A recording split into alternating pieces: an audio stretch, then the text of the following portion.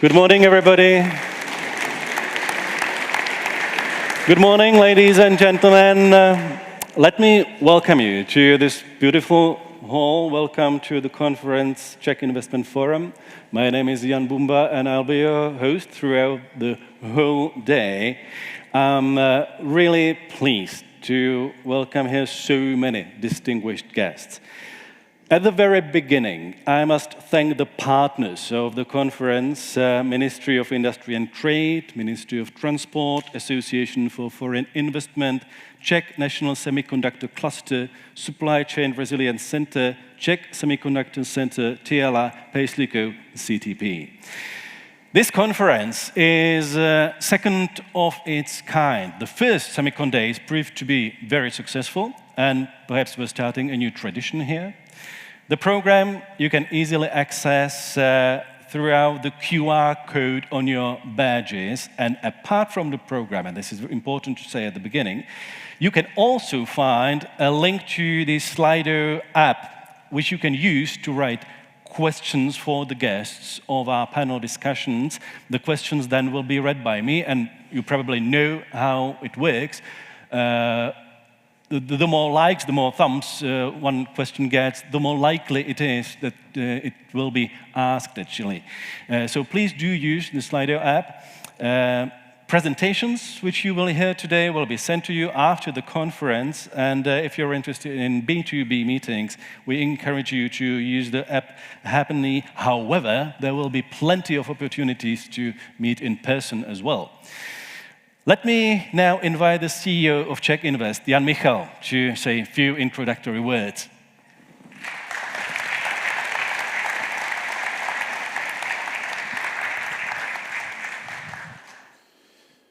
Good morning. It is really great to see this very crowded hall, and I'm very happy that indeed we can meet for the second time in this format of Czech Semicon Days. And I think it is really encouraging to see that not only so many people that I have seen around, but also so much, good vibe and let's say the buzz among all of you. So welcome to Prague, welcome to the Czech Semicon Days. At the beginning, I would like to make an announcement that unfortunately, first Deputy Prime Minister and Minister of Industry of Trade, Karel Havlíček, he was here with us for the morning discussion with the representatives of the ecosystem, but unfortunately he had to leave for an unexpected meeting with the Prime Minister. So, first of all, let me welcome General Director of the Ministry of Industry and Trade, Eduard Muřický, who will speak on behalf of the Minister. Let me also welcome Jan Rafaj, President of the Confederation of Industry of the Czech Republic. We are very proud to have you as partners.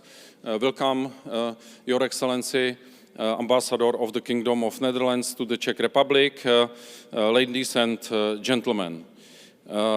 The Czech Semicon Days span into 3 consecutive days. We began yesterday with thematic workshops. We continue today here in Prague, and we will conclude tomorrow outside Prague. This year's program is taking place across 3 Czech capitals.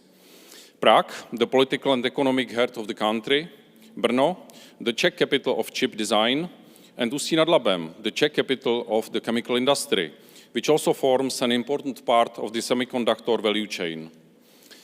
Ladies and gentlemen, semiconductors are often measured in nanometers, but the impact they have on our economies, security and daily lives is measured on a much larger scale. And this is exactly why gatherings like this do matter. This forum aims to connect industry, research institutions, regions, and the state into one interconnected framework. From chip design and research to manufacturing, testing, and application development. The program will also introduce successful projects of common European interests involving Czech companies, academic institutions, regional hubs for semiconductor ecosystems that are ready to support international companies entering the Czech market. I'm also pleased to announce that two important memoranda of understanding will be signed following the first blocks of today's program. One bilateral between the Czech and the Netherlands semiconductor clusters, and one national between the Czech Semiconductor Cluster, Czech Semiconductor Competence Center, and our agency, CzechInvest. Ladies and gentlemen, this forum aims to establish a new tradition. After all, more than 70 years of semiconductors in the Czech Republic represent not only a remarkable legacy, but also an ongoing commitment for innovation, precision engineering, and scientific excellence. In fact, the Czech Republic is among the few European countries with capabilities spanning the entire semiconductor value chain, from research and chip design to specialized materials, manufacturing technologies, testing, and industrial applications. The EU Chip Act sets an ambitious chip production target. But rather than seeing it merely as a target, realistic or not, I see it as a call for ambition, a call to boost innovation, simplify regulation, and strengthen partnerships. Here in the Czech Republic, we have answered that call. Our semiconductor strategy is designed to leverage our strengths.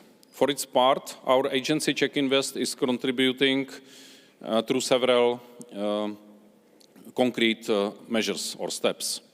First, innovation, attraction and support, serving both foreign and domestic companies in their growth and in their global ambitions. Second, supporting the strengthening of our national semiconductor supply chain and related ecosystem development. And third, we do also support the incubation of technological startups in the area of semiconductors and related fields. Before we move to keynote speeches, I would like to welcome all of you, the attendees, with special appreciation for the presence of leaders from both the international and domestic semiconductor industries, as well as our international guests. In particular, I would like to welcome, I already mentioned, Ambassador Mina Moore, Ambassador of the Kingdom of the Netherlands. We have here also our important European partners, Frank Besenberg, Managing Director of Silicon Saxony, Robert Querer, representing Silicon Alps and Silicon Europe, and Pieter Jan Hendricks from High Tech Netherlands. I would also like to welcome distinguished guests from National Yang Ming Chiao Tang University, Professor San and Dr. Huang.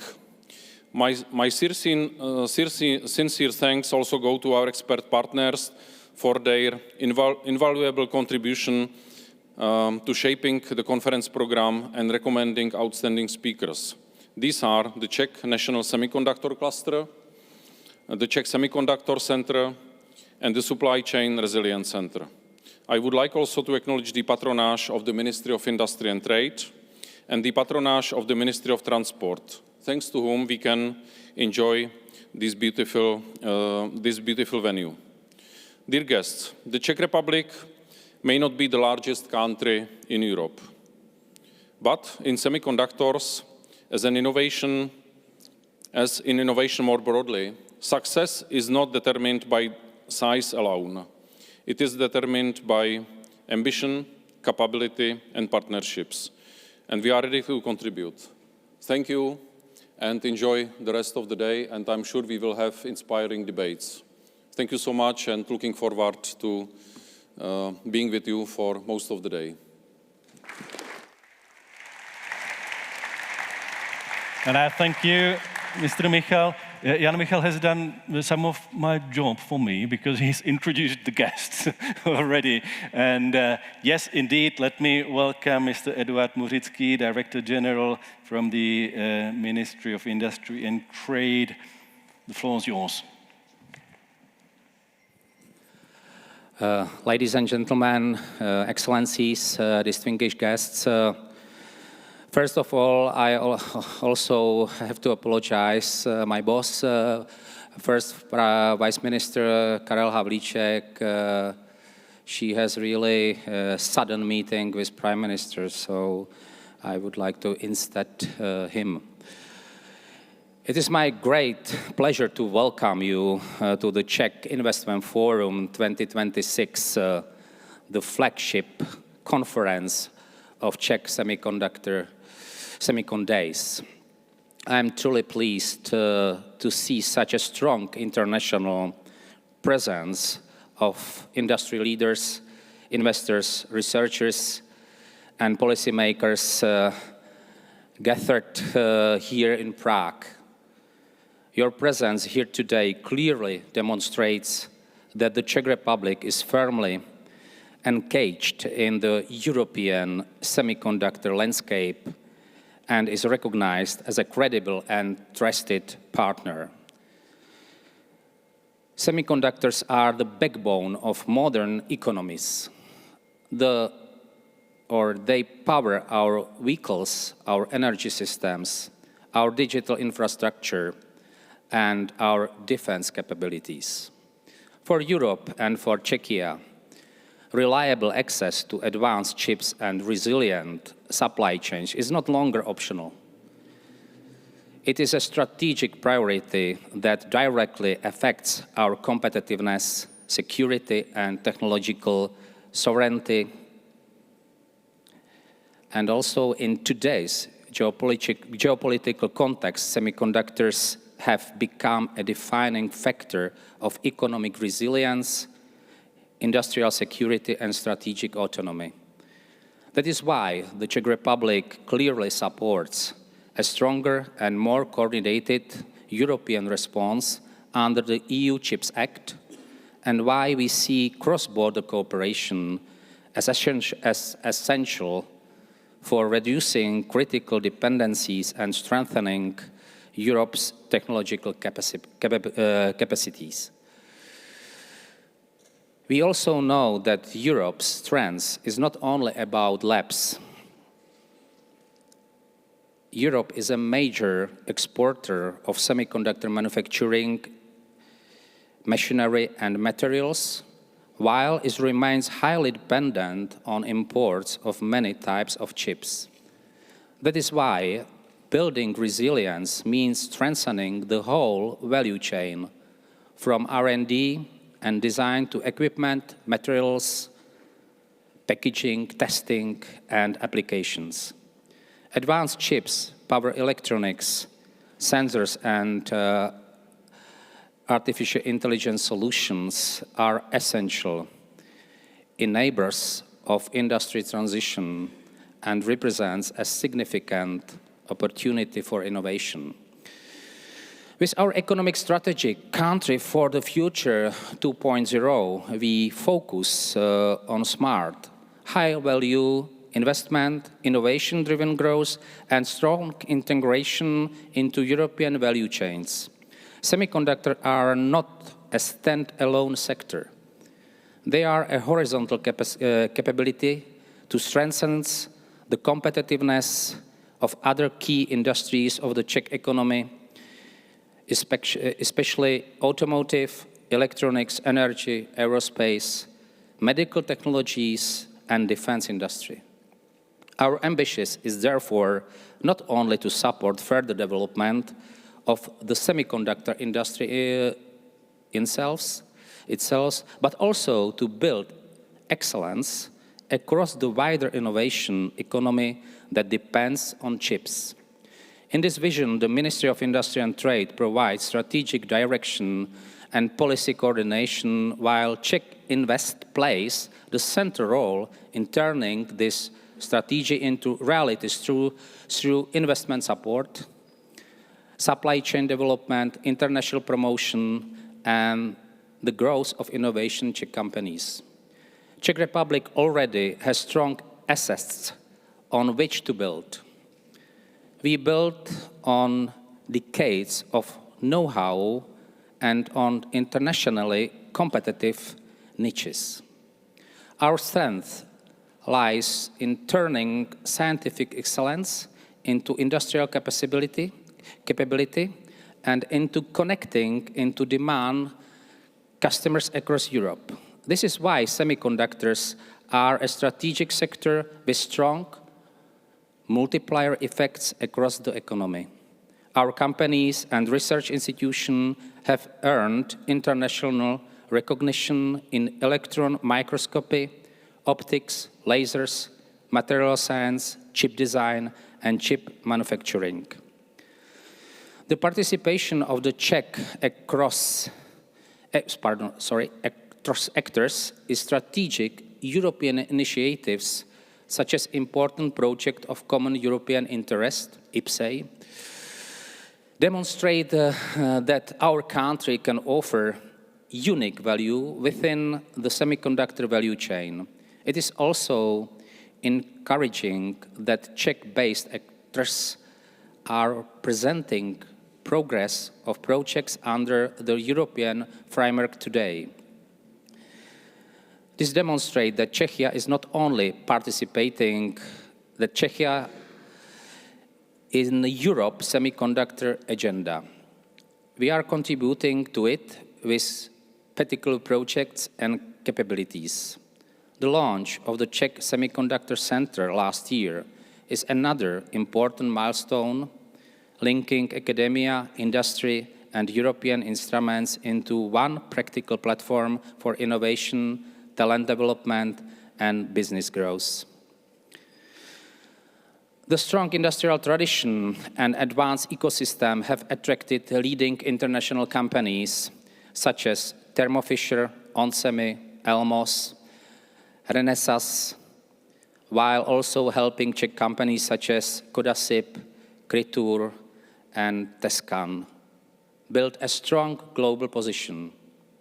And the agenda today highlights practical examples of this progress.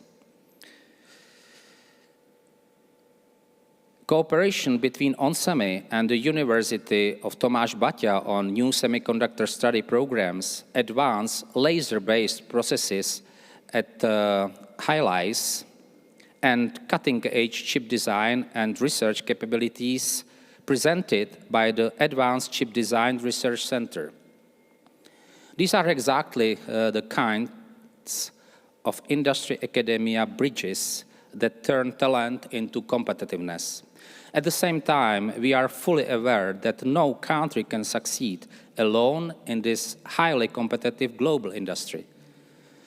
The presence here today of representatives from major semiconductor ecosystem across Europe, together with industry leaders from across the globe, sends a clear message that international cooperation is essential. Czechia strongly supports innovation, resilience, and economic security, but nurturing a strong semiconductor ecosystem and to build international partnerships based on trust, openness, and long-term cooperation. With this, I wish you a success and inspiring forum, and I'm pleased to officially open the Czech Investment Forum 2026. Thank you for your attention.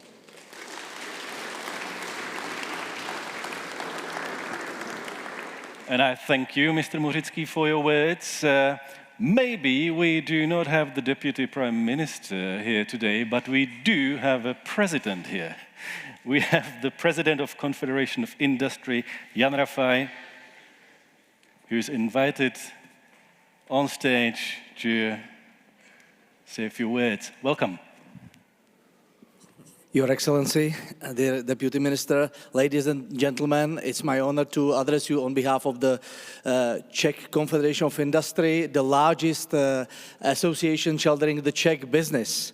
And actually, despite its name, one of the most powerful segment in our association is the digital sector.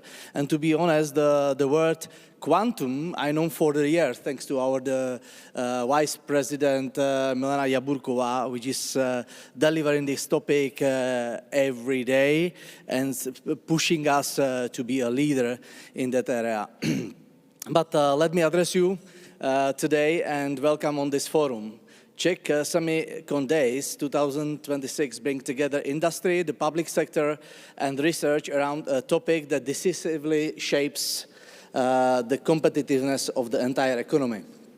Semiconductors today are not just a component, they are strategic infrastructure for modern mobility, energy, and Europe's digital independence. We see a unique opportunity to seize global trends as regards as semiconductors in energy, especially power electronics and resilient power supply, in AI, both in the chips themselves and in their efficient manufacturing, and soon also in quantum technologies where new industries, platforms and partnerships are being to emerge. As a representative of the Czech industry, I am confident that the Czechia has all key ingredients to become an important player, or even a heavyweight in semiconductor development in Europe and globally.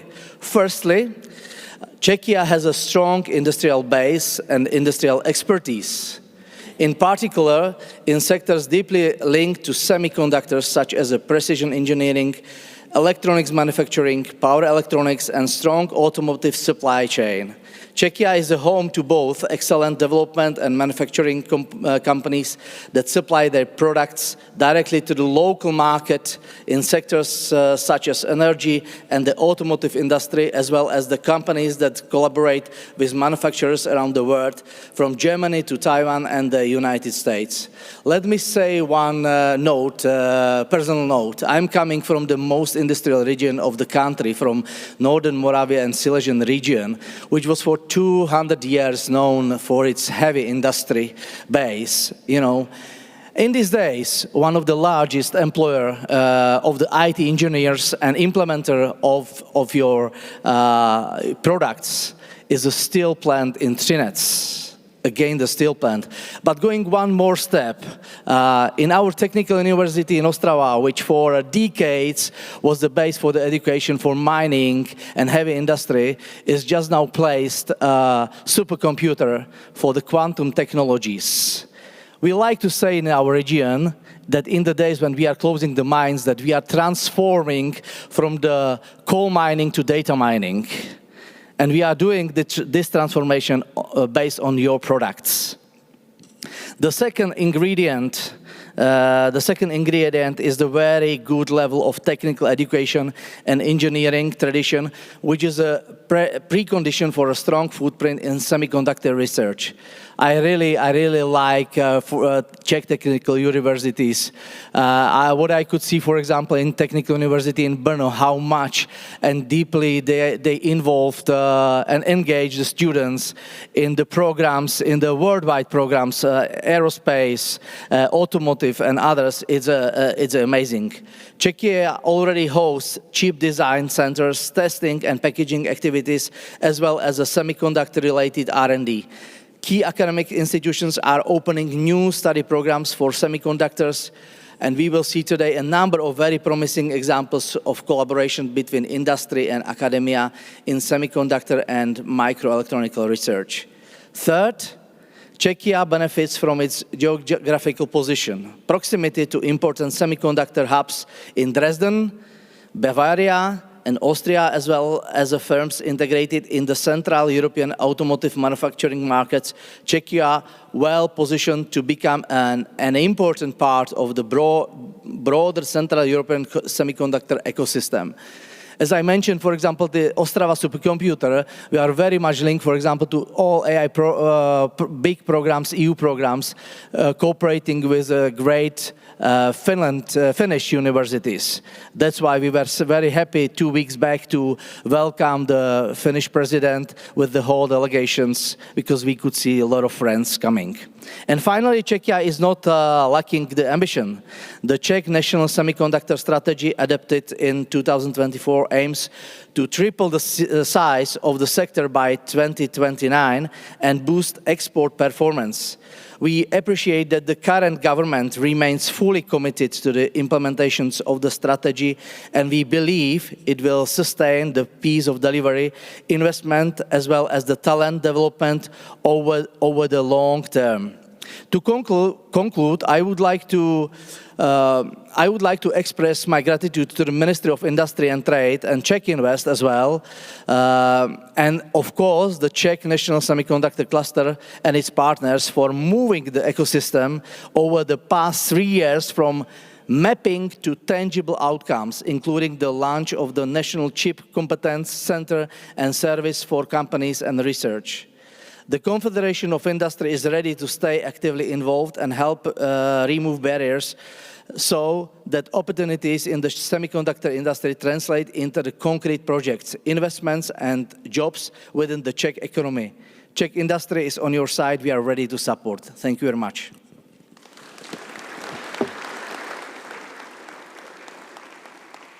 Thank you very much, Mr. Rafaj. One of the topics which we'll be discussing here today is the need for cooperation when it comes to semiconductors. It's been said already that semiconductors are not a task for an individual country, but in our context, for the whole Europe. European Commission Executive Vice President for Technological Sovereignty, Security and Democracy, Hennou Virkkunen, sent us this video message. Ladies and gentlemen, thank you, Minister Havlíček, for inviting me to this important event for the Czech semiconductor ecosystem. I would also like to thank Director General Michal of CzechInvest and everybody who has contributed to making this forum a success. I would have loved to be with you there, as I'm sure that today's sessions will bring new ideas and productive discussions on the future of our semiconductor industry. Indeed, the global shortages of the past years, they have underlined the strategic importance of semiconductors sitting at the very core of our digital economy. With the strong automotive sector in the Czech Republic, you have witnessed this firsthand. And this is why the EU adopted the European Chips Act in 2023, laying the foundations to strengthen our design, manufacturing and innovation capacities.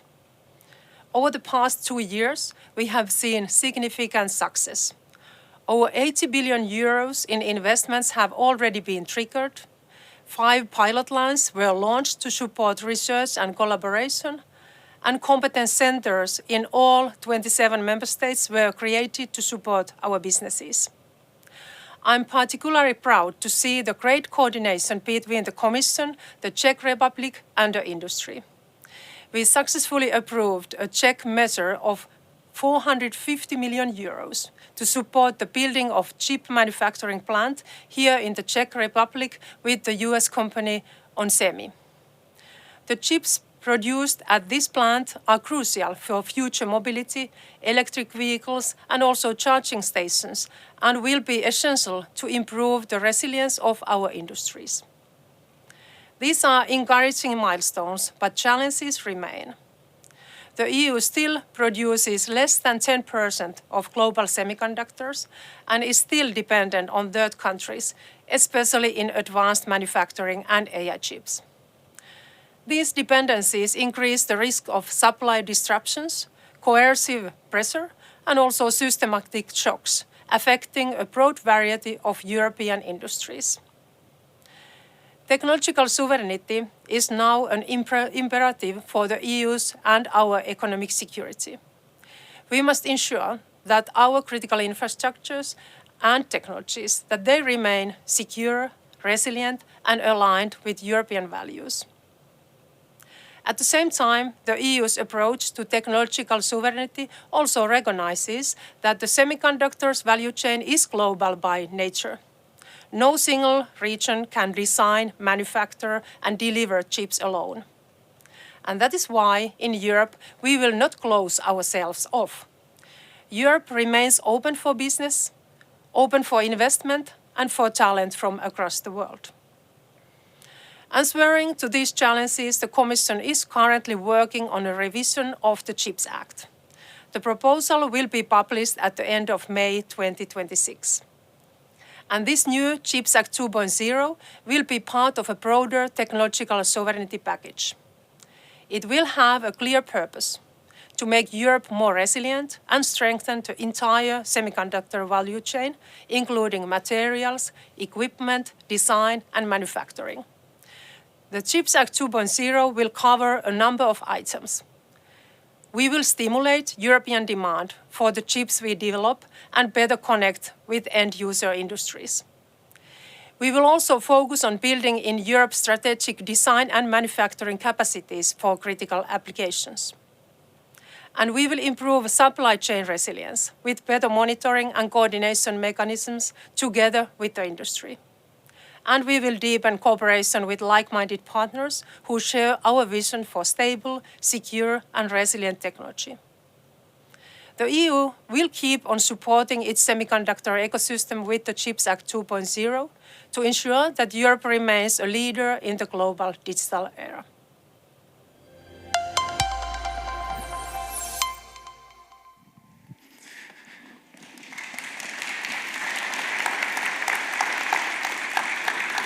So this has been the introduction, and let's move on. Let's move on to the first block of today's conference, which is called Semiconductors for Future Mobility.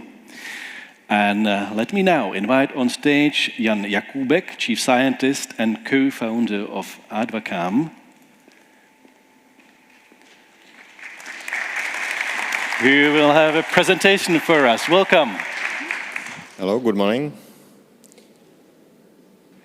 It is my great pleasure and honor to be here with you and to give an opening speech. May I just ask you, this is for the control? Okay, so I'm here representing a company which spun out of Czech Technical University 14 years ago. And our mission is pretty special, and it comes from research, or let's say fundamental research in Europe, particularly in CERN.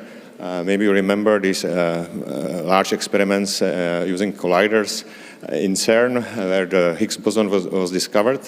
And this research resulted not only in great discoveries, but also in development of new technologies. Particularly for these experiments, we needed to have highly sensitive detectors or cameras, which would visualize each individual particle of radiation which is created during the collision in the accelerator. So I will show you a few nice applications and images which are allowed by this technology. So as I said, Advacam actually is based on research. We actually transformed the technology coming from that research and tried to implement it in various applications, opening really new markets and new application fields. And our motto is making the invisible visible. So we have a very long tradition in collaborating with pretty significant partners. Of course, the scientific-oriented like CERN, NASA, ESA, and some other. Is it mine? Okay, hopefully not. Sorry for that. This is ringing.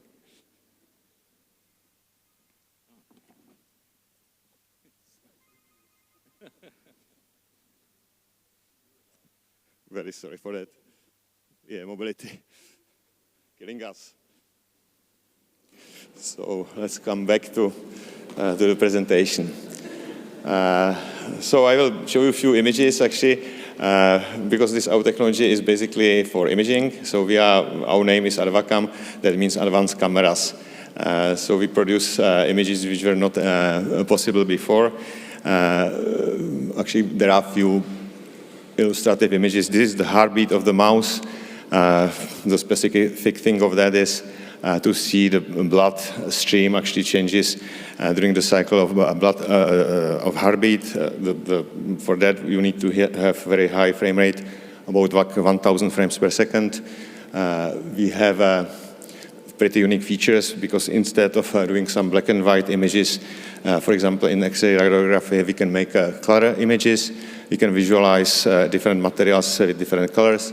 And here you see one example, which is a PCB, where different materials are shown in different colors, and particularly the soldering actually is visualized by this yellow color for the quality check. There are many applications in industry, like in aerospace. Here you see a scanner, robotic scanner scanning wing of plane, which is made of composite materials. And these materials are very promising, but very difficult to to test because of their heterogeneous structure. And in the center, you see actually how we can visualize, for example, the distribution of glue within such a structure to check how well the production is being done.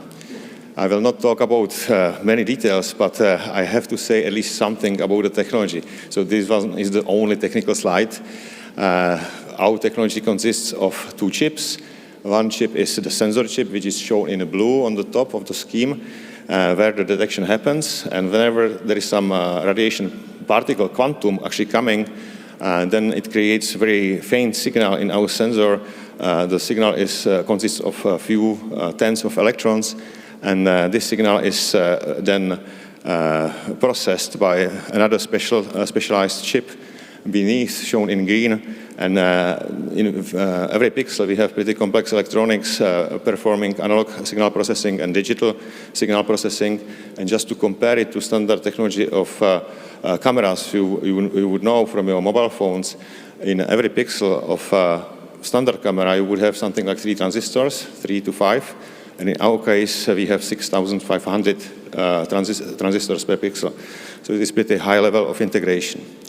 And actually, we use those chips, those components. We cover all the technological chain, starting from the wafers, doing some micro-packaging, flip chip bonding, up to actual design of electronics and readout systems, and producing out of it cameras of different sizes. The smallest is really pocket size. I have one with me. This is such a small thing. Connected by USB to standard computer, and then we do larger and larger depending on application we would like to address with that. And as I say, each particle flying around is seen by our sensor, and since the radiation is everywhere, so if you just connect such a detector to your laptop and switch it on for a while, you start to see really wild radiation actually environment surrounding you. So you see muons coming from space, alpha particles from the air, some gamma radiation coming from the Earth, and many other types of radiation. So we turn these chips into products. And these are just a few examples of our cameras, and I will show you a few applications which we can do with that. Of course, that defectoscopy is one of the first one, but I will show something like more interesting. We don't need to make images only of composites or planes, but we can do also that imaging for some, for example, paintings. And this canvas, this painting was labeled or signed by Vincent van Gogh, but it was not sure whether it is really him who painted that. So it was this painting was confiscated in Sicily to some mafia boss. And community actually didn't really believe that it is really made by him. So we got opportunity to scan it, and if you perform some just a standard X-ray radiography, you don't see much. Then you do it in colors, and you start to see individual pigments. We cannot make an image, let's say, visualized for us, because a human eye can perceive only 3 colors. And this one was done in 14 colors. And based on the IDs of all those pigments, we could actually remove already known pigments and dig deeply into the structure of that. And at the end, we found out that under the visible surface of the painting, there is something invisible, which is underpaint. And one can see there the naked lady. And our colleague went to Louvre, and he found that while Vincent van Gogh was studying painting or drawing, he did the same drawing, and it is clearly known that it is done by him. And just comparing the figure and the hairdress, they said this is the same lady. So the probability that somebody would actually fake it and would know that actually after 100 years there would be technology which could reveal this underpaint is very unlikely. So it was really assigned to Vincent van Gogh. So there are many other applications. I selected another one, which is helping to treat patients with a tumor or brain tumor. During the treatment, actually, the tumor is irradiated by particles. This is this hadron therapy, which is very effective But the problem, actually, when you do it in head, is to spare the brain. Yeah? So you would like to kill only the tumor, but you would like to preserve your mental capabilities. So you need to really precisely navigate. And especially for that, we use these AU detectors to find out where the dose, the treatment is pointing, and we can spare about like 1/2 of damage of the healthy tissue surrounding the tumor. This is a very nice application. It is running already for 2 years, and many patients went through it. Another pretty interesting application field is application in space. Currently, we have a really exponentially growing number of satellites for different purposes in space, and all those satellites, including satellites with the humans on board, they are exposed to space radiation coming mostly from sun. And this radiation consists of some particles flying there and interacting with the electronics on board and with the human bodies, and they can cause very significant damage or malfunction of the electronic systems. And there were many accidents actually caused by this radiation. So some Russian probe was damaged. 40 new SpaceX satellites were smashed out of the sky. There were many other accidents. One pretty big was a Japanese satellite, Hitomi, which was lost because of such an event, which was like 14 tons, 10 meters long satellite. So it is pretty important to protect satellites and infrastructure in space. And exactly that's our mission. So just to visualize what happens, sometimes you have eruptions on the sun, which are occurring pretty frequently. And the radiation actually wave spreads from the sun and hits our Earth. And part of this radiation is actually deflected by magnetic field, but part can go through. And even that part which is deflected would change the magnetic field of Earth, causing geomagnetic storms which are affecting communications, some electricity or network systems, causing really even blackouts in different countries. We remember maybe last year there was one in Spain, pretty significant, and it is expected that it was caused also by such an event. And of course, we can observe it by naked eye, like aurora borealis, which is nice to see, but in fact it is pretty dangerous thing. So that's what we do. We have such a small detectors actually on board of different satellites, and when flying around the Earth, we can sense what's coming from the sun, and in certain moment we can start an alarm to prepare electronics and to start some procedures to prevent the loss of that satellite. I have there some nice picture of the Earth, showing the map of space radiation and how often it comes to different places. For example, now when we have to fly, actually, if you just would fly from this place to Japan or Korea, you would have to go over the North Pole, or we are going there very often because of the war in Ukraine. And then you see that you have to cross all those belts actually surrounding the polar regions, and it causes even some risks for crew, for example, on board of flights. Here you see some installations of these detectors on board of ISS. The environment there is pretty complicated. There are many technologies, so it is hard to see that our detector actually is there on the top. On the left side, you see a schedule or plan of missions of NASA, where all our detectors are used. And the current one was just like 1 month ago. That was Artemis 2, where we had 6 detectors actually flying around over the moon, and we are proud of it. Another installation, it's really a mess of cables. Okay, but the radiation is not only present in space, but it surrounds us even here. And even for that, we have like nice solutions. So since the size of this technology is very compact, or can be very compact, we can have it on board of drones, and we can use it to map radiation environment in the field, and we can search for some potentially dangerous gamma sources which would be lost or spread intentionally in some areas. So that's a nice application. Another nice application is the usage of this technology in schools for education. By tradition, students are learning something about radiation only from textbooks. They cannot see it, you can't see it by eye. But if you connect that thing, you start to play. You really put there a piece of stone, you put there the different objects, and you see what happens. You start to see that the radiation is even in the air, that some parts of the radiation can be shielded by a sheet of paper, some other they cannot, they would penetrate through your hand and through some other objects. But in fact, you don't have real radiation sources. You use common things. Even your body is radioactive. So everything is actually shining, and we can see that.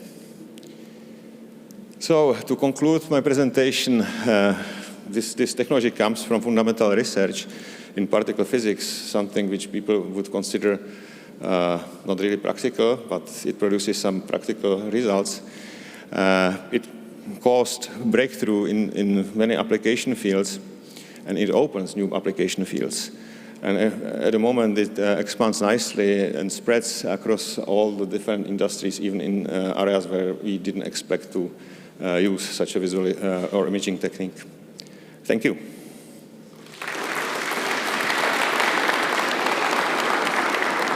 Jan Jakubek, many thanks for your presentation. And we have a second presentation on the topic. Semiconductors for Future Mobility is by Philip Finstag, partner in the Stuttgart office, McKinsey & Company. Warm welcome. The floor is yours. So, thanks for having me. Pleasure to be here. Actually, I want to talk today about growth and value creation in the semicon industry. And let me start with why the semicon industry, or a result of why the semicon industry is getting more and more attention. So when we look back, if you go to the next page, please. I have to do it? Okay. Good. So, when we look back and look at the top 15 companies and which of those companies have been part of the semicon value chain, we see back in 2005 there was only one company in the top 15. And now, basically, in this year, we have 10 out of the top 15 players with a significant role in the semicon value chain. So, and then we say, okay, first of all, in 2025, the semicon industry already almost hit $1 trillion US in semicon device revenue. And we believe it's growing faster than historically observed. So what we did for the market assessment in 2025, right, we looked at the top 20 semicon companies, looked at their semicon specific revenue, analyzed also the other companies outside of China, semicon companies from China, and then also looked at OEMs with in-house chip design. So that would be an Apple, for example, or Tesla, who is more and more involved in chip design and chip development. And then, as the last bucket, we also analyzed the hyperscalers.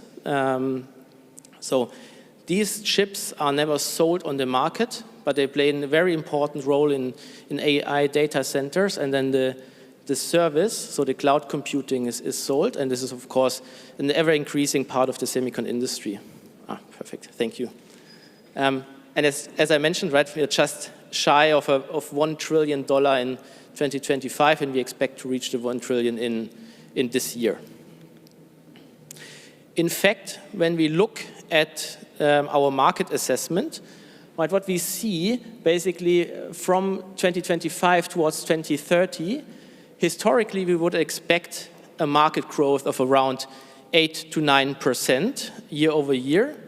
But then we already saw this AI-driven acceleration towards 2030, and we as McKinsey forecasted a $1.6 trillion market size in 2030, and this was actually middle of last year. Since then, the speed just continue to accelerate, right? So we see an accelerated AI infrastructure build out. So all the hyperscalers are correcting their CapEx announcements only in one direction, upwards. And then secondly, due to the memory shortage, we see also increasing ASPs in the memory market, which drives a lot of additional value in the industry. And it's not only memory, but it's also leading edge. So when we look at TSMC, they also announced like increasing prices instead of what we historically observed, like decreasing prices year over year. So we are not there yet, but we are working on an update, and it's likely to be above 2 trillion, which is a significant change. So let me recap a bit, right? So 2 years ago, or actually 1 year ago, many of the market observers forecasted $1 trillion in 2030. So now we are almost doubling that market size towards end of the decade. So where does this growth come from? So let's break that down into the different industries. And I mean, first of all the different verticals are growing, right? But the significant growth contribution, so more than 60% of the growth is coming from computing and data storage. And within that segment, it's mainly AI data center build out.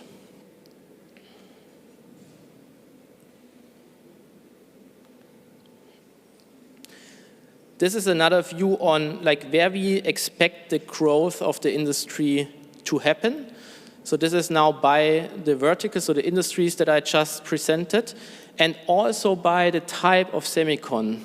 So leading edge, which is 7 nanometer and below, so very advanced technologies, advanced and mature nodes, and then memory. And as you can see, basically, so the area of the graph shows the growth contribution.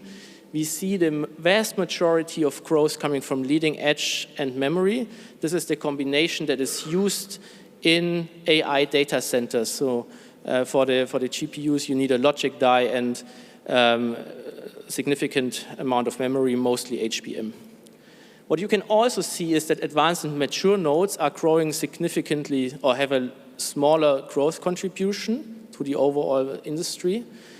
And in fact, we expect towards 2030 leading edge to grow with over 20% per year, and advanced and mature nodes with around 4 to 5% year over year. So there's like two different realities in the industry. One segment of the industry growing very, very fast, and the other segment growing significantly slower. This does not mean necessarily that you win if you are in one of the segments, but of course it requires different strategies to win, whether you are positioned in leading edge or in advanced and mature nodes. So I think we can jump over that. So now I would like to move over to economic profit creation. So this means like where is economic profit created in the market? So for everybody who is not that familiar in corporate finance, economic profit is the profit of a company minus the cost of capital that is required to run the business. And this is the industry structure in 2000 to 2004. So what we can see, you see different types of players in the semicon industry, and there's this little 2 billion. So the whole semicon industry created like only 2 billion of economic profit in those years, and it was mainly driven by IDMs, so this light turquoise bluish color. And in fact, Intel created 2 billion of economic profit, and the sum of all others were basically zero. So very IDM-driven industry. But when we move forward to 2020 to 2024, we see a significantly changed industry structure. Right? So we see now, first of all, a lot more companies made it up above the line, so they create economic profit.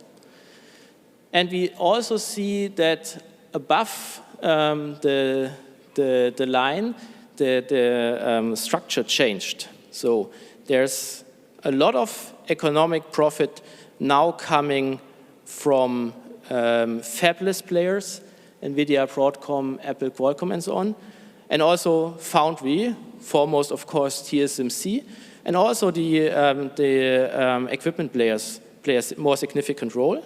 IDMs are, of course, still in the mix, but like with less contribution in percent to the economic profit creation in the industry. And now moving to this year, right? It's increasingly going into that direction that the fabless player and the foundry, especially TSMC, is creating the economic profit. But what we already see now, memory is also moving up. So with the increased ASPs in the memory market and the shortage that we see, memory becomes also economic profit positive.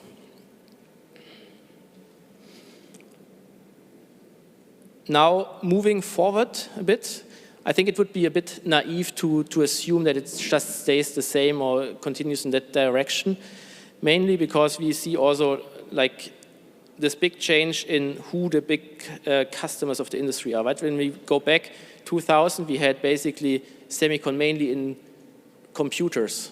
So there was one industry driving the semicon industry. The last decades, we had a lot of industries contributing relatively equally. So smartphones, automotive, of course, also data centers and computers. And now, with what we discussed before, right, we see this change that a lot of the demand is driven actually, again, by one vertical, the AI data centers. So, what does it mean? First of all, I want to introduce the economic power curve or economic profit power curve. So in each industry, and we analyzed 3,000 different companies, in each industry you see this kind of power curve. So the companies in the middle, and this is the vast majority of companies, they don't create any economic profit. Then you have a small number of companies at the left, they are economic profit negative. And then you only have a few companies that really create economic profit in each industry. And the odds for moving from an average company to an economic profit generating company is only 8%, right? And so we, of course, analyzed how can you increase the odds of becoming economic profit leaders. And there are 5 big moves, right? So you can engage in programmatic M&A. This means investing every year 5% of your market cap in M&A, increasing or like fine-tuning your portfolio. And in the same direction, also reallocating your resources. So reallocating 5 to 10% of your resources to also grow organically in the growing markets. If you are in a growing field, you can out-invest. So this is what ASML, TSMC is doing. So they out-invest their competitors. And then, of course, to fund the performance moves, you also need to increase your productivity or work on differentiation, for example, with business models. And when we look at the top players in the semicon industry, we also, and top players in that sense here means the top economic profit generating or increasing companies, we see that they are heavily engaged in those big moves, right? So everybody of those companies performed at least 3 big moves, 3 out of the 5 big moves. So, I mean, just here, I'm running out of time a bit, right? But the 3 winning strategies, we observed ASML, TSMC out-investing competitors, but also like pivoting to distinctive technology assets like NVIDIA did or Qualcomm did in the past years. Or you can also shape your portfolio to more attractive domains like Broadcom, for example, did. So let me conclude. So the semicon market has almost reached the $1 trillion mark in 2025. We expect that it's continued to grow above historic average. And this all leads to a changing industry structure that requires big moves to win. Thank you.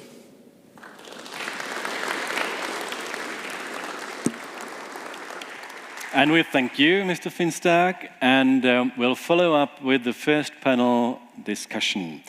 Let me invite here on stage Rainer Kersmayer, Managing Director, Semiconductors, Hitachi Energy, Armin Kemna, Vice President, Product Development, Elmos, and Hugh Kelly, co-founder and partner of Paislico. Welcome, gentlemen. Have a seat.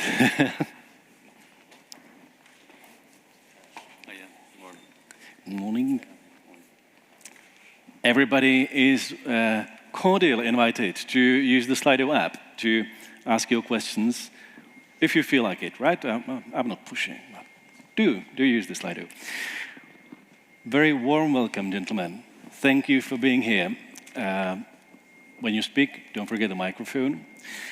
And let me start with say, positioning question, because we've heard that semiconductors obviously are a very complex environment. How would you describe your position in the ecosystem, Mr. Kemna? Does it work?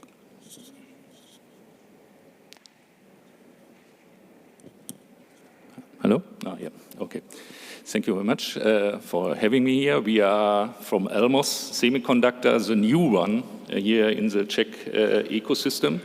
We have been so far focused on German development centers. So we now opened a recently development center in Brno area.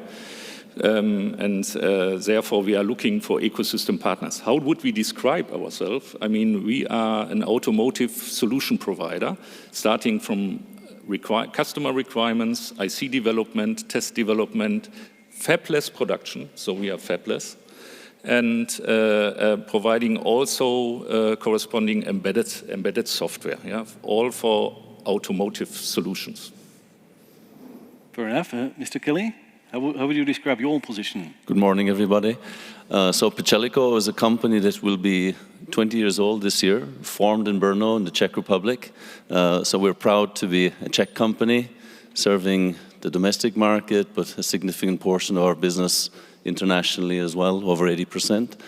So we're a company, services company, consulting company, focused on high-tech manufacturing industries. So we support companies in their manufacturing, supply chain, and areas of customer planning, etc. In semiconductor, small modular reactors, aerospace and defense, wherever there is critical high performance required from products in highly certified, controlled industries. So we take all of that wonderful technology that you're all speaking about, and we help companies turning it into manufacturing processes. We build the supply chains that support those processes, and we exist in, let's call it the tier 1 and tier 2 of the semiconductor supply chain. Tier 1 being expert equipment providers of chambers, vacuum systems, valves, and tier 2 being castings, precision machine parts, gears, bearings, motors. So we turn the science into practicality. Thank you. Mr. Kersmayer, what is your position? So we are a verticalized semiconductor manufacturer within an electronics company. One of two left on our globe. So we have own manufacturing in Europe, actually only in Europe, and within Forma, ABB, and the division from ABB, which was acquired by Hitachi 7-8 years ago, is the power grid division, and we are basically providing our semiconductors to the electronics company Hitachi. Mitsubishi is the second one, which has an own semiconductor unit in the big electronics industry. When you have a look at the industry as a whole, how quickly is it changing? Mr. Kersmayer. I mean, I just turned in April 30 years being in the semiconductor industry, and it was always quick changing, and I don't think it will change. Has it been always the same, the pace of the change, or? Yes, but different. Yes, but different. So if you look what happened 20, 30 years ago, the biggest change was, and we heard a few companies mentioning who are now the big guys in our industry, is we went away. As said, there were a lot of integrated manufacturings. Siemens had its own manufacturer. Then you had the split into IDMs. Infineon was born. But then you also had the split into fabless companies. We saw them on the screen, Broadcom, foundries, TSMC, one of the biggest capitalized semiconductor company, and still IDMs. So that was the first change. And then the change came into the Moore's law, but more than Moore's law. So a lot of change from digital high-end to broadening it. And now it's really, at least in my view, going into application. So a lot of end users much more think about semiconductors. Automotive was mentioned. Elmos is a big player in automotive. I remember only 15, 20 years ago when I went to a car maker in Europe as a semiconductor guy, they didn't know what I'm talking about. Now, every car maker knows exactly what those semiconductors are about. Mr. Kemna, you allowed yourself a smile when your colleague was talking about the pace of the change. The pace of the change on the technical side, I fully agree. I mean, it was always fast, and we always have to serve it, and we always made it. We are engineers, we will make it happen. That's not the issue. I see the geopolitical requirements come in, and they are really bringing drastic changes into play. I mean, we are a fabless company, but doesn't matter whether you have your own fab or you have a fabless company. You cannot move it from Europe to China or to the US. Yeah, and these foundries, the semiconductor process is the base of our product development. And here we really come into a drastic change now, which is really a drastic challenge, especially for fabless companies. Mr. Kelly? I guess from the perspective of manufacturing companies further down the tiers of supply, the challenge is speed change is always there. The big challenge is the diversity of demand from multiple industries. So if I'm looking to simple things, plan my capital expenditure, plan my manufacturing and my supply chain requirements. You call that simple things? In comparison to some of the technologies that these gentlemen described earlier, it's relatively straightforward.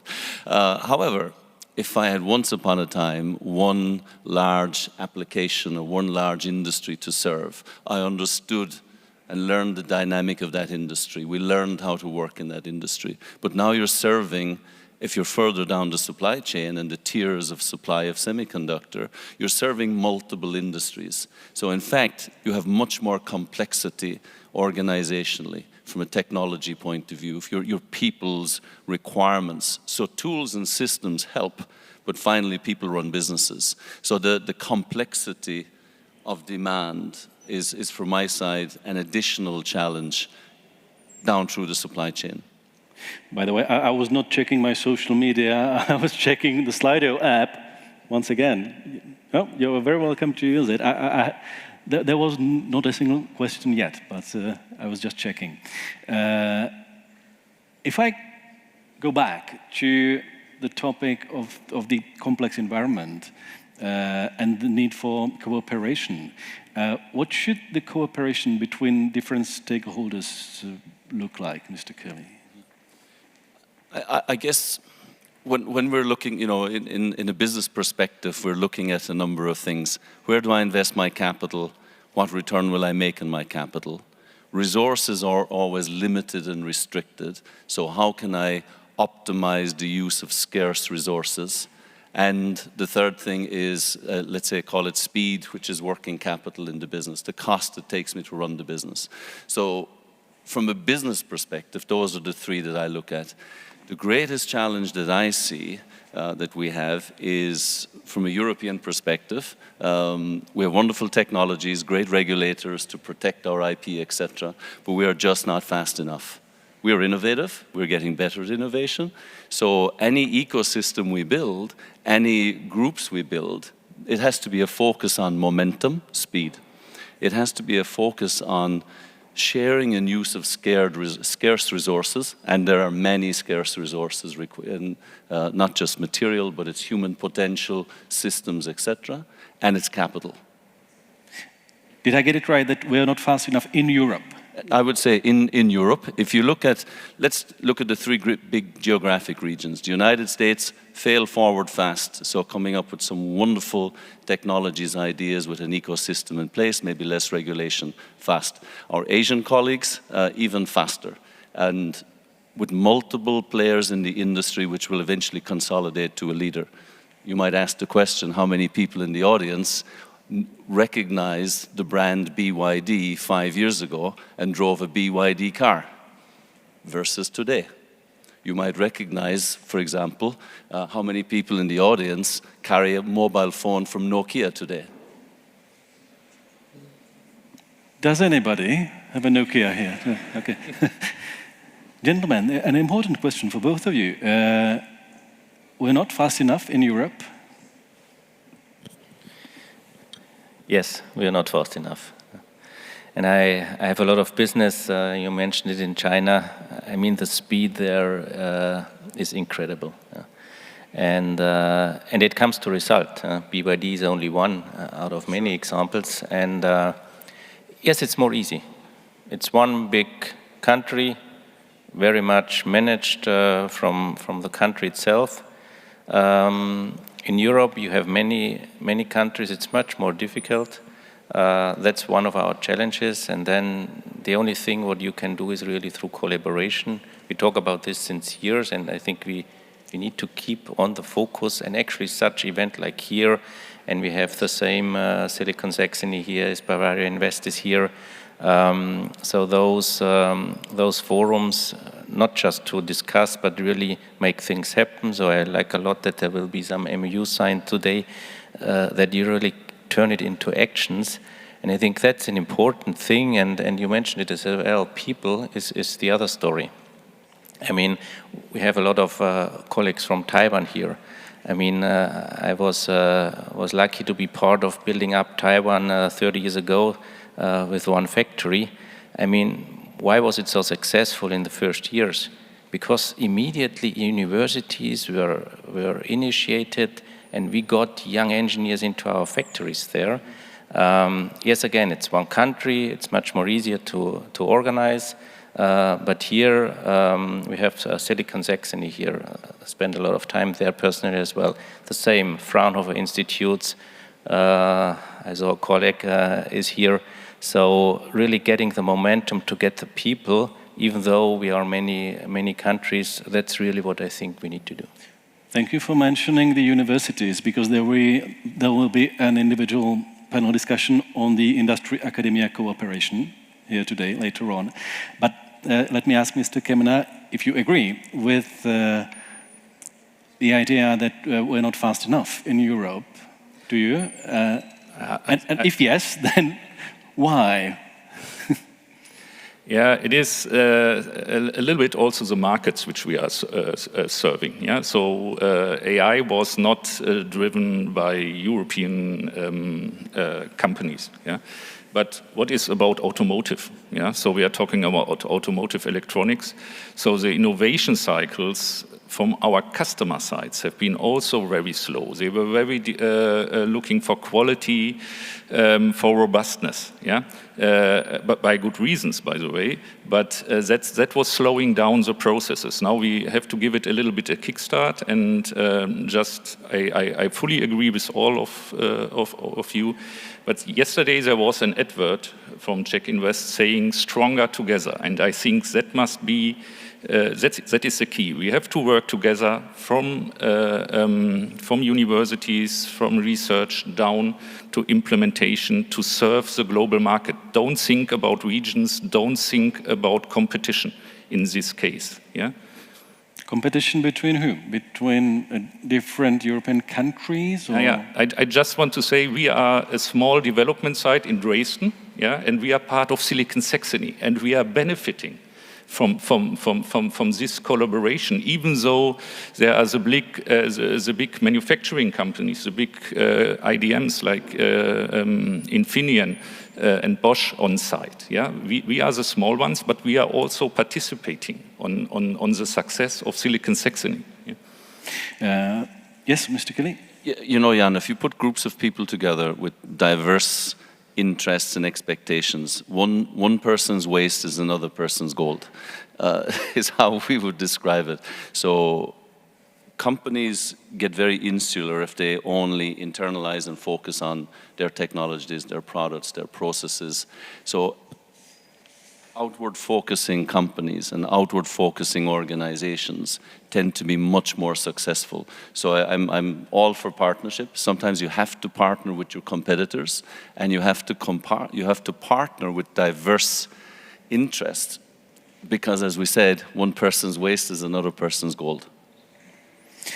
The title of this discussion is Semiconductors for Future Mobility. When we talk about mobility, should we focus primarily on cars, automotive, or other types of mobility as well? Mr. Kemner, if you'd like to start. Yeah, so in this industry, this is a very difficult question. I would say first, no. Yeah, but only automotive application brings the volumes into the market. That means I think we have to see like other mobility application like robotics. Where do we have common requirements? Where can we use common products and serve multiple markets in the mobility sector? Yeah, and yeah, okay. So that would be my statement. Mr. Kesmayer, what is your opinion? Well, you made it very easy with the choice of the locations here. I think just everybody looks outside here. So, I mean, that's, I mean, with automotive, we certainly also talk about electric vehicles. And I mean, the still biggest application of mobility with electricity you see outside there. And yes, I fully agree, it's not those volumes. So it was for a lot of our technologies good that the automotive industry picked up the new technologies like silicon carbide. But you also see how quickly it gets challenging. It went into a roller coaster, which was not very nice. Still is not very easy.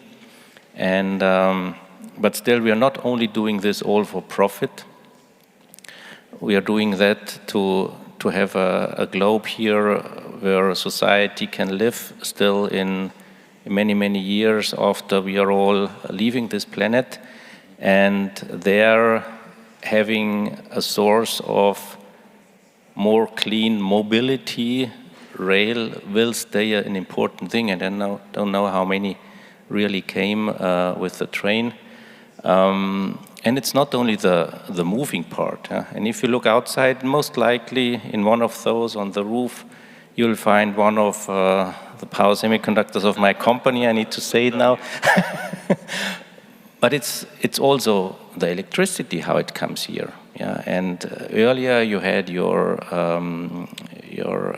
coal, your gas, your nuclear energy generation, and then one singular part to where it is applied.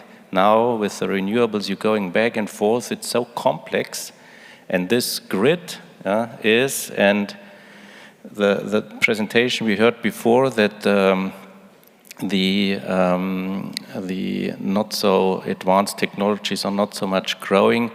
I would kindly like to disagree. Yes, if you look at the big bulk, yes, but if you look at small segments like power semiconductors, they are growing like crazy, and it's because of the grid. Basically, this light and this train would not run if we would not have the grid from the North Sea to here, again, power semiconductors from European players, including mine. So that's really important, not only for the business we do, but also for all of us being on a safe and clean planet. Mr. Kelly, how do you see it? Cars and the others. Well, if you asked me a few years ago, I would have said land, sea, and air, and now I would add to that space. So I think, well, Armin's absolutely right. In a land base right now, where it's automotive transitioning from internal combustion engine to electric vehicles, that's clear the volume now. But I don't believe that's where the volume is going to be in future. So you mentioned power silicon. Power silicon is the dark horse and the necessity behind everything we do. If we speak about high voltage charging in electric vehicles, we speak about renewable energy, exactly what you said, the converters going into our trains. So I think land, sea, air, satellite, or let's say space. The other thing is we have to realize we are, as a world population, over almost 70% of the world's population will live in urban environments by 2050. So therefore, mobility, if in the context of cars, becomes very restrictive. So therefore, public transportation, mass transportation systems, not beyond the form of what we recognize as trains, trams, metros, need to be created and brought in place. So I see mobility very broad, but the transitioning will transition along with the movement of people into city environments, into urban environments. In Europe, we have an aging population. So of that, let's say 90% of the population growth, Africa, Asia, 10% of the population growth only in Europe and the United States. We have aging populations. Will they need cars, want cars, size of cars, shape of cars? So I think it's a longer debate, and it will take time. One more question, gentlemen, for all of you. What are, in your opinion, the biggest challenges for the semiconductors industry in near future, in some visible future? Mr. Kelly. I guess in a number of people, of course, Armin has mentioned the geopolitical side of it. Clear, that's behind everything. I suppose from my perspective, I would focus on materials and rare material availability. For example, helium, it's a very unknown gas, smallest molecule on the empirical table, and our atmosphere, it's 0.0005% of our atmosphere. Critical to the semiconductor industry for purging and outgassing, etc. Availability of helium. I think availability of copper, as you need more IGBTs for power electronics. And probably at the end of the day, it's also availability of rare earths, which are not specifically a semiconductor challenge, but they're for our electronic products, devices challenge. The availability, processing of those in regions that are not dominated by one political view or country or another. So to me, it's probably material constraints, critical supply. Mr. Kesmayer? I would add to that, so it's basically the combination of the availability, but first of all, to get it, even the material, but also then we are again, what you mentioned, with the geopolitics, you're not so freely moving anymore. So we had it with COVID. Now it's more the geopolitical issue. Strait of Hormuz is only one example. And that actually is blocking us because semiconductor industries used to be a global industry. And the reason why we have grown so much is because we were global. Now we cannot be this anymore so freely like we have been. We still need to do it. So I also don't like the discussion to focus only on Europe, only on US, only on Asia. India is coming up.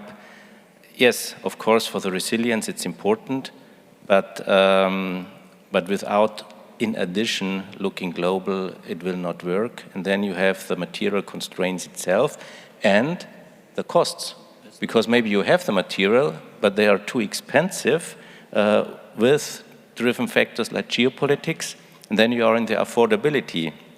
You could build all your mobility systems, But if you cannot pay it anymore in the use, then you have an issue to solve. And final word for Armin Kemna. Yes, I think we have a good audience here to solve our biggest headache. We have politics who can keep the market open. We have foundries which can support us to get our products, because what McKinsey just saw was the next automotive chip crisis. 4% only in automotive, 5% in mature nodes. So is this a good sign for mobility? No, but please let's cooperate together, let's be stronger together to get this business running. It will be of benefit for Europe and the world. Yeah. Armin Kemna, Rainer Kersmayer, and Hugh Kelly. Gentlemen, it's been a real pleasure. Thank you. Thank you. Thank you. Thank you very much, wherever. Today, we're not only talking about business, we'll be actually doing business, or at least sort of doing business. At this very moment, not one memorandum, but actually 2 memorandums of understanding will be signed. And one of them will be between Czech National Semiconductor Cluster and company High-Tech Netherlands. And before we do that, let me ask Her Excellency Mina Noor, Ambassador of the Netherlands, to say a few words.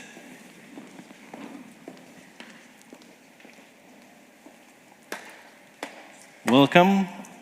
Thank you so much.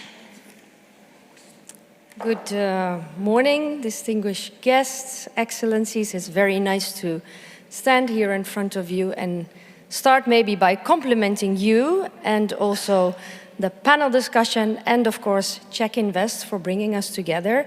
It's been very insightful so far, and it's my pleasure to announce something else which is very exciting.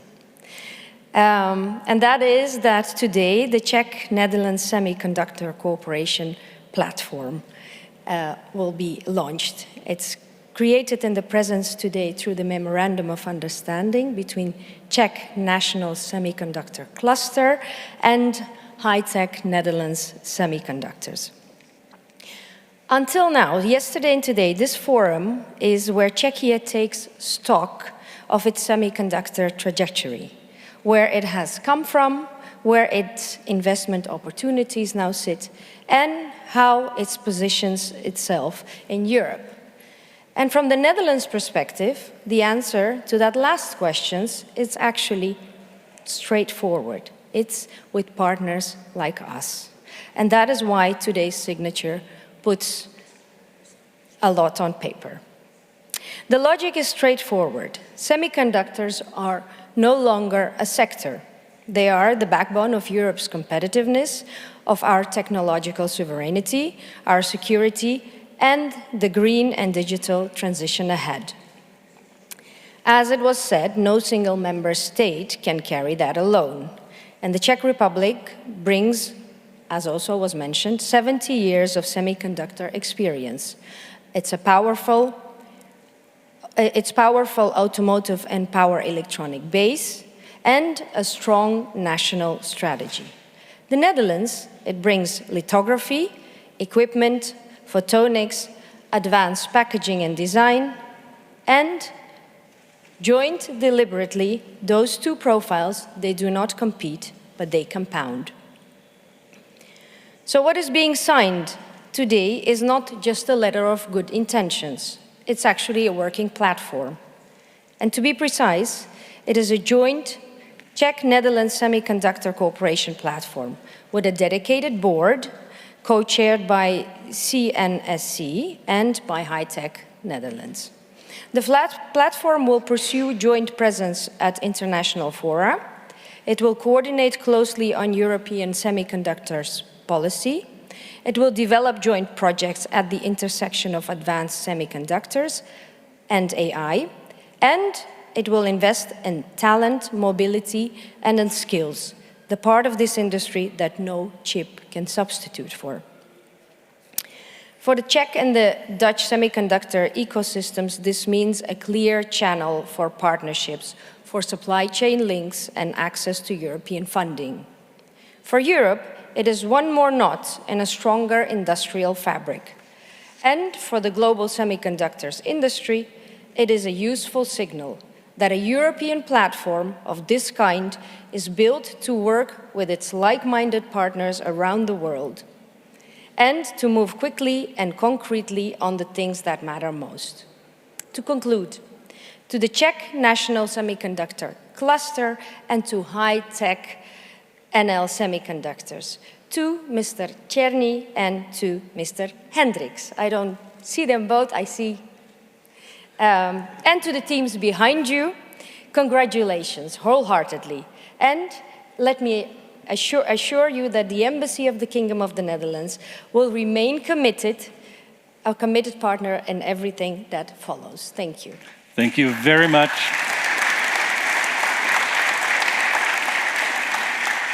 Thank you very much, Your Excellency. Let me now kindly invite the representatives of the respective parties to come over here, and let me hand over to the hands of my competent colleague Karolina for the ceremony itself.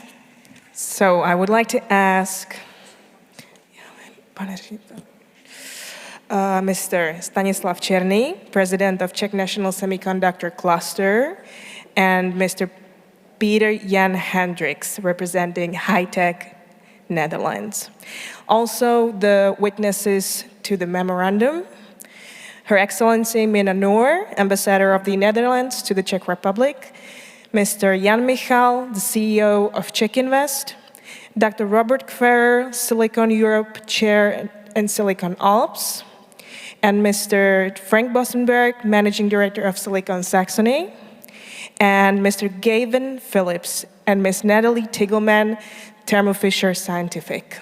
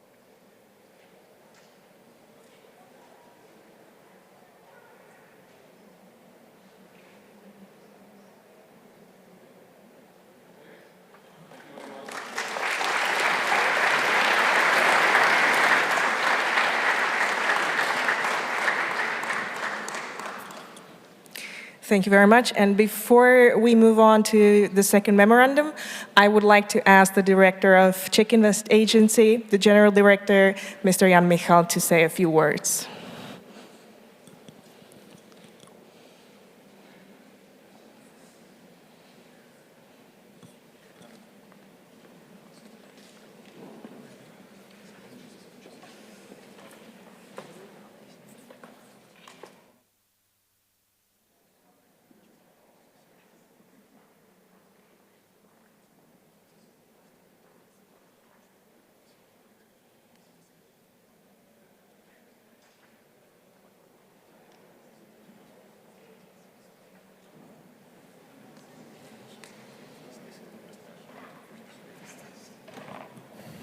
Thank you very much. I think it was indeed a nice ceremony, and I would like to just really appreciate this moment along with the ambassador, because I have a special, both I think professional and also personal relationship to the Kingdom of the Netherlands. Yes, I spent nearly 5 years working in the Netherlands, and it is therefore also really a personal privilege that I can be a witness to the signature of this memorandum.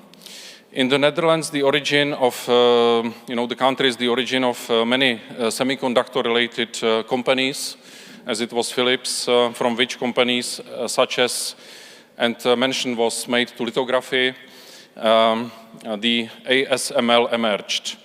In the Czech Republic, the key pioneers were Tesla Rožnov, which gave rise to the Czech branch of onsemi, both in the production and chip design. Also the Czech subsidiary of NXP and several domestic suppliers, as well as ČR polovodiče, which later became part of ABB in the 90s and is now part of Hitachi Energy. Both countries, the Netherlands and the Czech Republic, are strong in the production of machinery and equipment used for manufacturing and testing of chips. However, the sector experienced stronger growth in the Netherlands, and many Dutch companies became global leaders. Everybody knows that all chip manufacturers rely on machines produced by ASML, but very few people know that ASML works also with suppliers from the Czech Republic. Until recently, our semiconductor industry, with only a few exceptions, didn't grow as rapidly as the industry in the Netherlands. As a result, the semiconductor sector is now somehow larger, with 80 companies in the Czech Republic, while in the Netherlands around 300 companies. Over the past few years, we have succeeded in attracting several foreign investments, and a few more projects are currently in the pipeline. At the same time, we also want and need to support the growth of domestic companies, which is why we have prepared a program for the development of Czech suppliers for the semiconductor industry. We need to do even more, and collaboration with the Netherlands can help us to achieve that goal. Yesterday, we have organized a semiconductor ecosystem seminar. We were very grateful to our Dutch friends for having presented how the Dutch ecosystem is organized and how its stakeholders work together to strengthen both the sector and the companies operating within it. It is therefore clear that we can really learn a great deal from our friends in the Netherlands. I therefore welcome signing of this memorandum of understanding. I'm convinced that this partnership will broaden our horizons and enable us to collaborate with leading companies, universities, and organizations from the Netherlands. Hopefully, on our Czech side, we will also be able to contribute and provide our Dutch partners with valuable know-how in certain fields. Thank you so much, and looking forward to taking this memorandum further. And I can say that on our Czech side, the cluster and other partners supporting it can also count on Czech investment support. Thank you so much.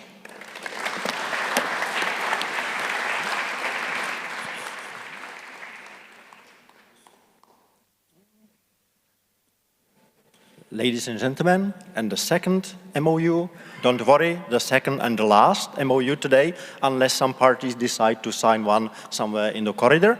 The Memorandum of Understanding on joint collaboration between CzechInvest, Czech Semiconductor Center and Czech National Semiconductor Cluster on joint efforts to develop the Czech semiconductor ecosystem to strengthen competitiveness of the local semiconductor value chain. And I will ask the signatories of this MOU, Mr. Jan Michal, CEO of CzechInvest, Mr. Stanislav Černý, President of the Czech National Semiconductor Cluster, and Mr. Peter Kamenický, Director of the Czech Semiconductor Center, to come and take their place at the table. Please, gentlemen.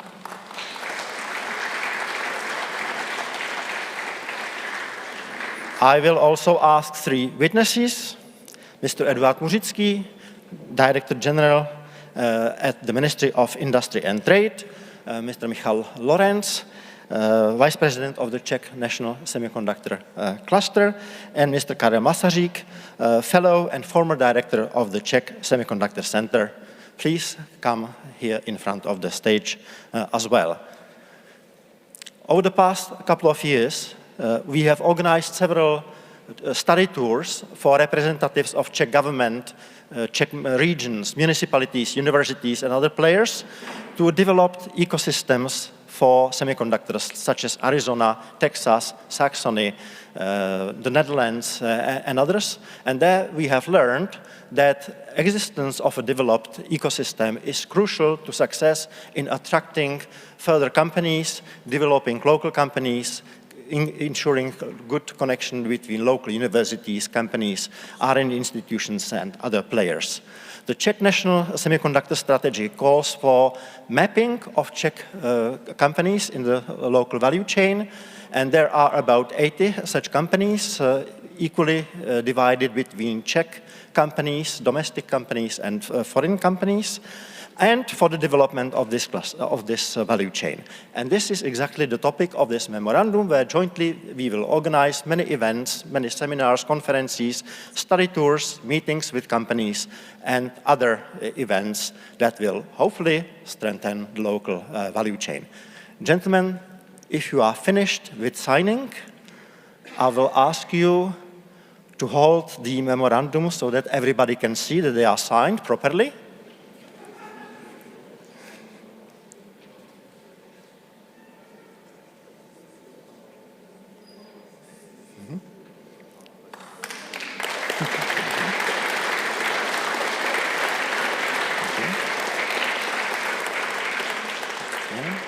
Yeah, please hold them for the photographers.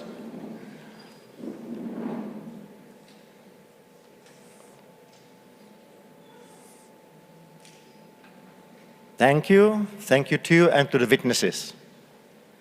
And we will proceed to block number 2. Thank you.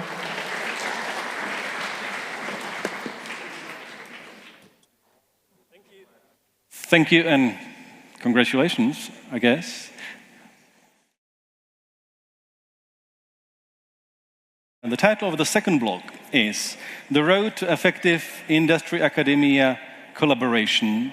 And let me welcome Mr. Yuan Chen-sun, Dean of the Industry Academia and Innovation School at National Yang Min Chiao Tung University and former CTO of TSMC, to deliver his presentation. Very warm welcome, sir.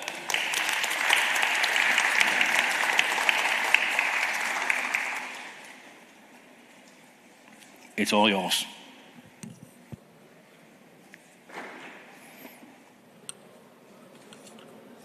Okay, good morning,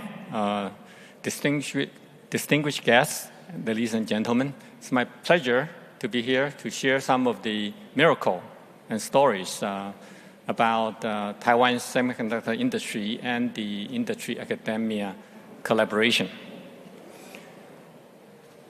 So I'll go through introduction part. I think we are in a period that's we never witnessed before.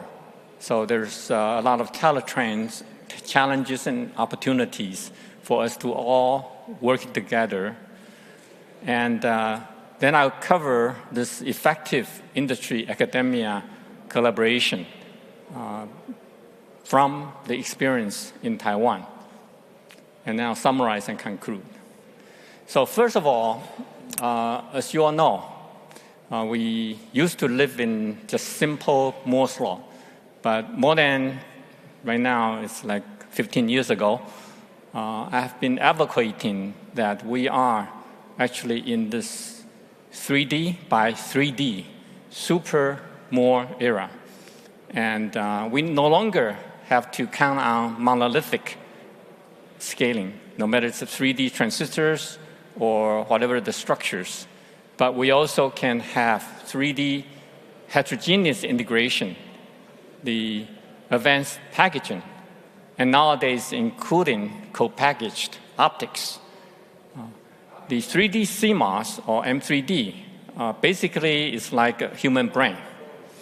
And the 3D, the other sensors and integrated specialty technologies is like our eyes, our senses, and our arms and legs. And the 3D packaging is like our vertebrae, our spine. It provides you with the nerve system, with communication, and also the blood vessels for your power, energy, and so forth. So this is naturally has led to the super chips from NVIDIA. Now everybody knows CoWoS and whatever, even in the market. And Apple, of course, early on also used a different kind of 3D integrated package-on-package integration for their neural processors as well. So this is sort of a terror train as witnessed by the AI infrastructure build-up right now. That's, I guess, 60 years ago, you have the mainframe computer built up, and later on, of course, the PC, but right now it's the AI supercomputer. And this year actually is the 101 years of the invention of FET, if you know, field effect transistors. There will be a book from IEEE, special issue. And also, next year will be the 80 years anniversary of the transistor invention. And the transistor invention is pretty much the first big bang for our semiconductor industry. And the semiconductor capability has reached to a point that enabled generative AI several years ago from ChatGPT. And this combined 3D by 3D times generative AI. This represents another big bang in our industry. We have this explosive growth opportunities, not only in the data center type of cloud service provider infrastructure build, but in the future, we also have to recognize that there are a lot of edge AI and AI everywhere, ubiquitous. So there's a lot of details here I won't go through, but my personal history actually overlapped quite a bit in this chart. And right now, of course, we are in this 3D by 3D. And the biggest challenge, actually, nowadays, everybody knows, is the power. Of course, we can rely on renewable energies and, in the future, better nuclear power capabilities. But we can do more, from fundamentals of material device structures and so forth, to make more energy efficient transistors, memories, and learn from the human brain. On the lower right here, if you can see the small prints, human brain only consumes around less than 30 watts. And it has an equivalent, roughly about 1 trillion transistors. And it's no wonder, actually, when NVIDIA came out with their H100 around several years ago, we have already reached this 1 trillion transistor super chip, this mark. And the generative AI, this capability, ChatGPT capability, is not really a surprise, okay? But we have to really work on energy efficiency, compute in memory, and with new, different kind of algorithms that can help us make it more sustainable for the planet Earth, our Mother Nature.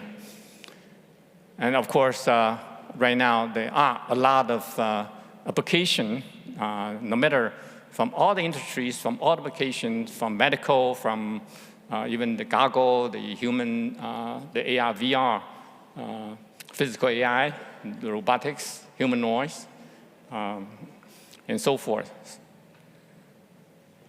And as I said, basically right now, silicon 3x3D enable AI, it is in a positive flywheel right now effect. And it can be applied to all kinds of industry, to all kinds of applications that benefit the humanity, benefit our society. And down the road, of course, semiconductor, there's still a lot of innovations, opportunities in materials, as I mentioned earlier. Even quantum computing would take semiconductor material processes and even a semiconductor traditional processor to run with it. It by itself, it doesn't run.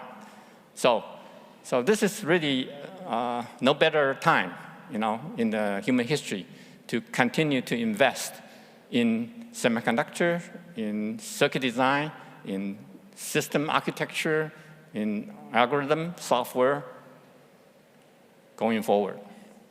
So indeed, we have 100 times to 1,000,000 times opportunities in all these different aspects.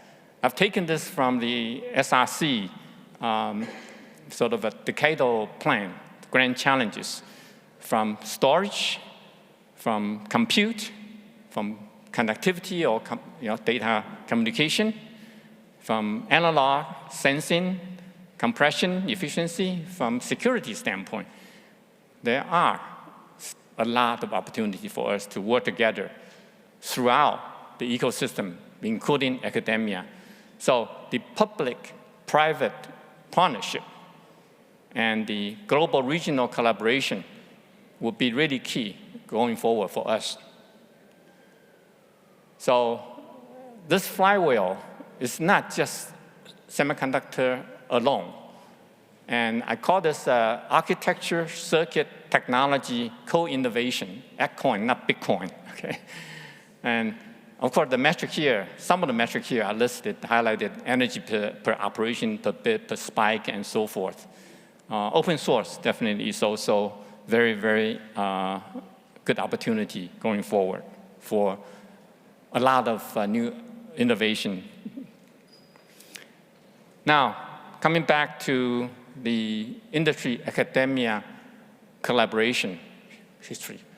Of course, first of all, as you all know, the foundry business model is key to today's semiconductor industry, and of course, key to the success of Taiwan in the global semiconductor supply chain. And TSMC, you can call it TSMC-centric semiconductor supply chain.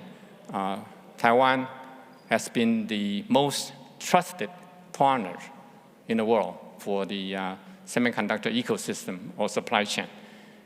And if you look at, maybe I just talk to it. TSMC, even though there are some Chinese characters there, it's basically the three pillars: technology excellence, manufacturing excellence, and the customer trust. Basically, in founders' world, TSMC jumped through the hoops for the customers.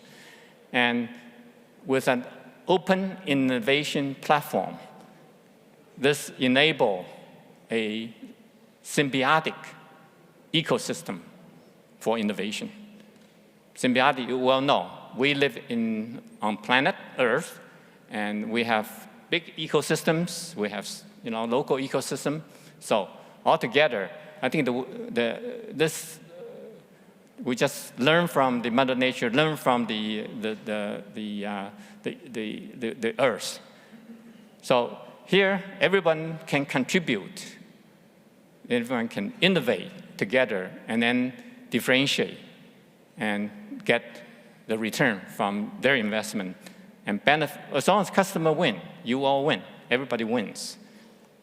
So, as I mentioned, academia definitely is part of this important ecosystem. Now, if you look at from hardware technology standpoint, this is one illustration I think design side, there's also something analogous to this. Basically, you go from research, initially, of course, academia is external research from industry standpoint. And you go through some internal vesting or internal pathfinding to find a way to integrate these materials, structures together. And then you go through the full scale, big scale technology development to be able to come to productization, manufacturing technology. So there's, for those familiar with the industry, no naming and so forth, N, if we call N is the present node, then N+1 is the next. Yeah. So we do have this kind of pipeline that we need to have it work very effectively from external research to internal, to pathfinding, and to development and to manufacturing. So the first part, actually in every stages, we have industry and academia collaboration.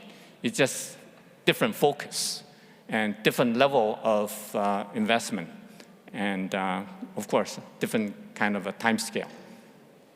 So I don't go through the details, but the methodology is actually very important. And the knowledge management is also very important. And the talent cuts through this whole pipeline.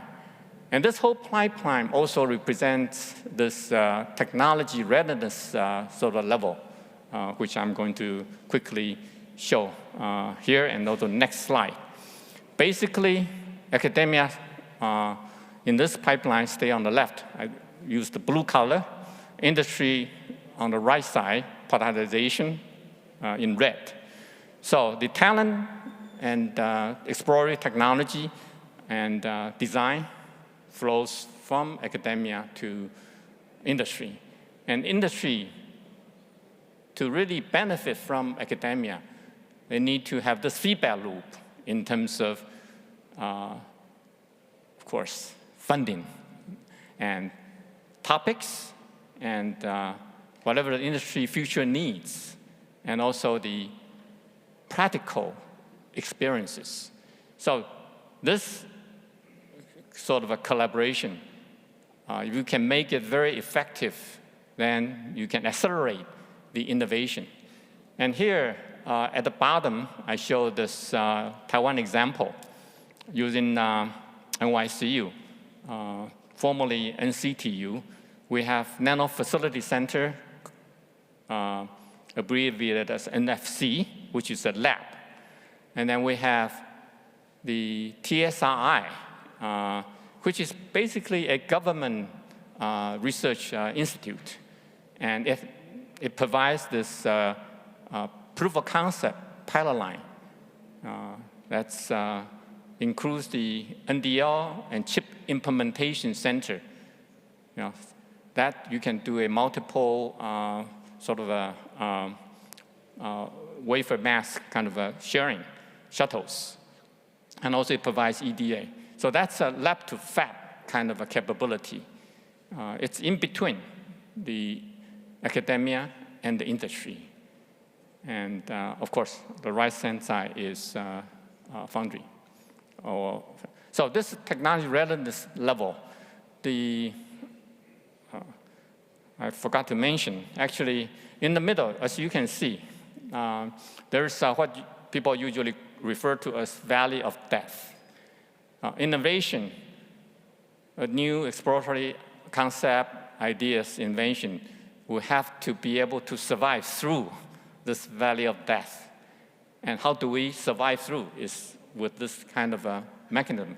You have to be brave, you have to try hard, and fail. If something, you have to fail fast also, and learn from it, and improve your methodology, and there you can come out ahead through this valley of death. And of course, in this, I think this is from NASA, yeah. The technology readiness level, you can send a rocket up and then it explodes in midair, right?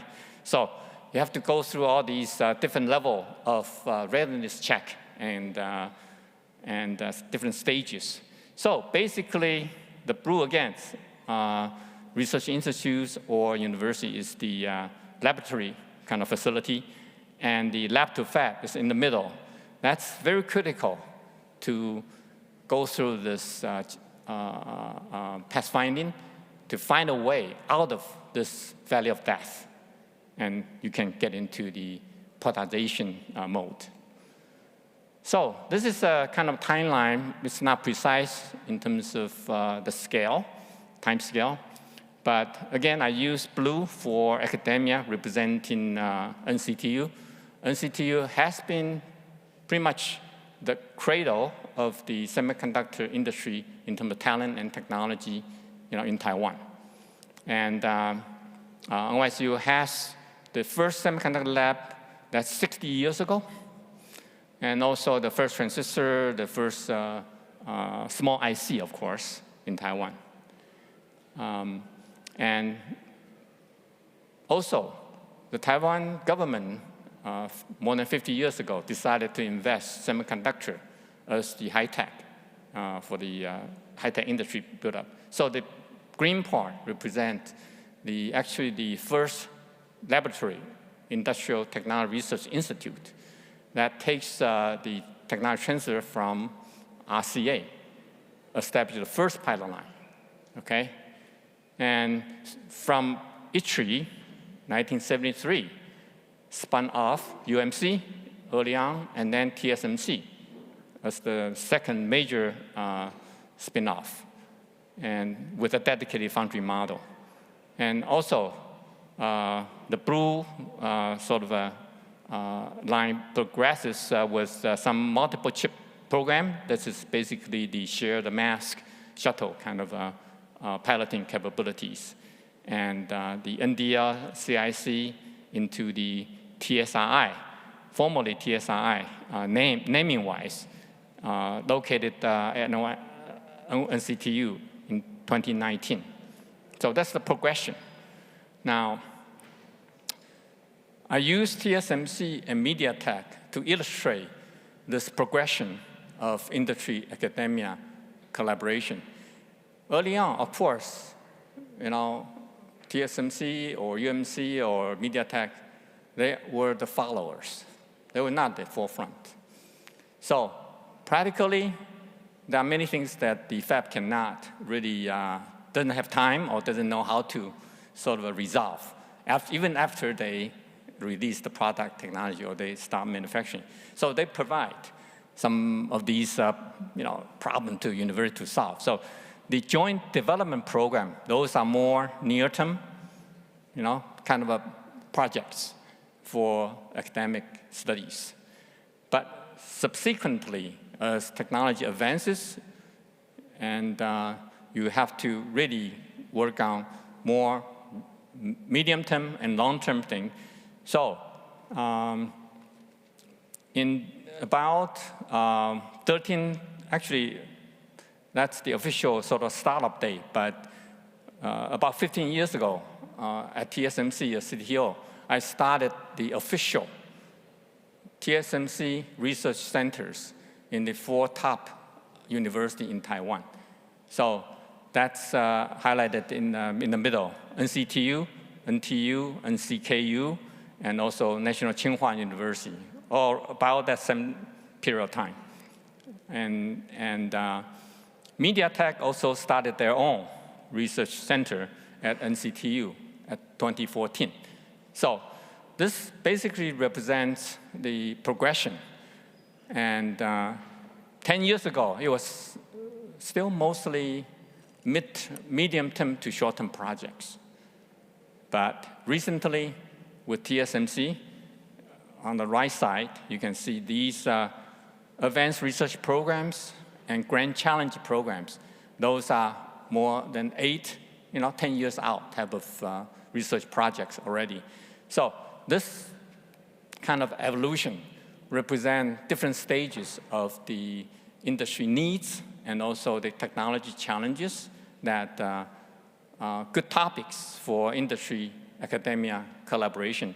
including along the way, you train the talents in a different, with facilities, experiments, with many methods that I'm going to show in the next slide.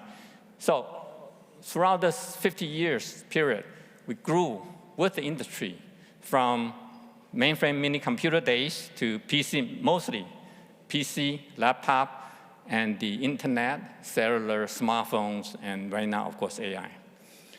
So what do we do in terms of this kind of industry-academia collaboration? Basically, the first major part, of course, is R&D collaborative innovation. It covers, as I mentioned earlier, near-term to mid-term to longer-term.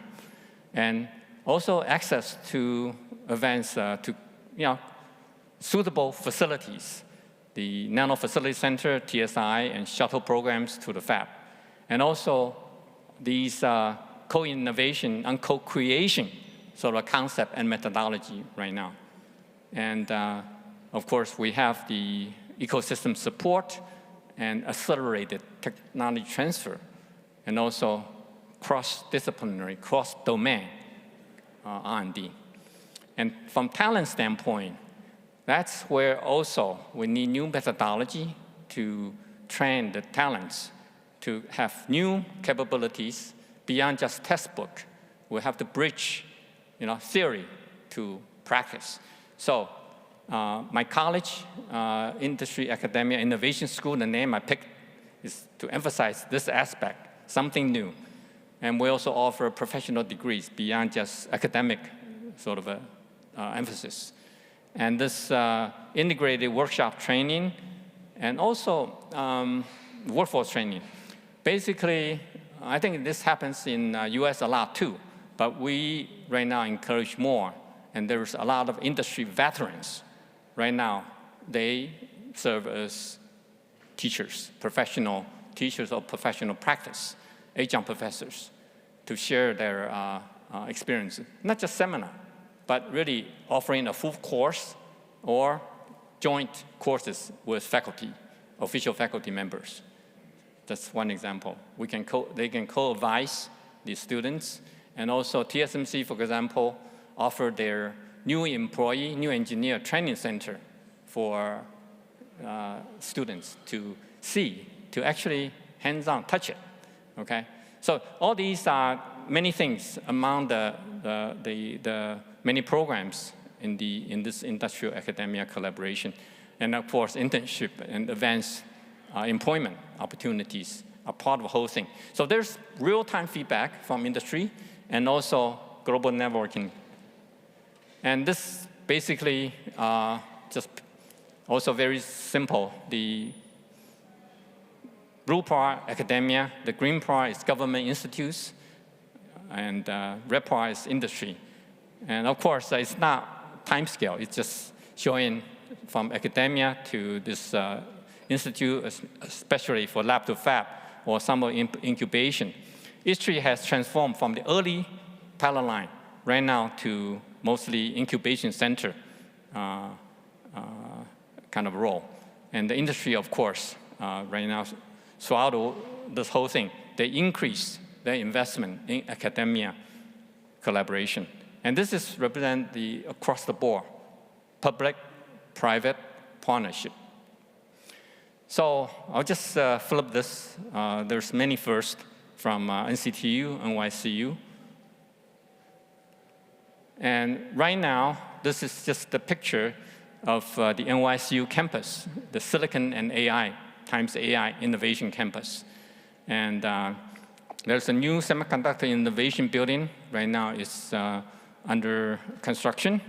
And my college and also another sister college is located on the campus, NFC, next to the Nano Facility Center and next to TSI. And we also plan to have the NFC 2.0 on campus. So this represents one of the most effective talent, innovation, and productization pipeline from concept, POC, and before final productization. So this got a little skew from a PDF. I'm sorry, I apologize. But as you can see, the campus, this campus pretty much is the middle area. That's NYCU, surrounded by National Institute laboratories, and is part of the Hsinchu Science Park. And the annual revenue from the science park, of course, TSMC represents a significant portion of it. And it's very vibrant and very effective. And don't worry about the red small letters there. I already covered in the previous slide.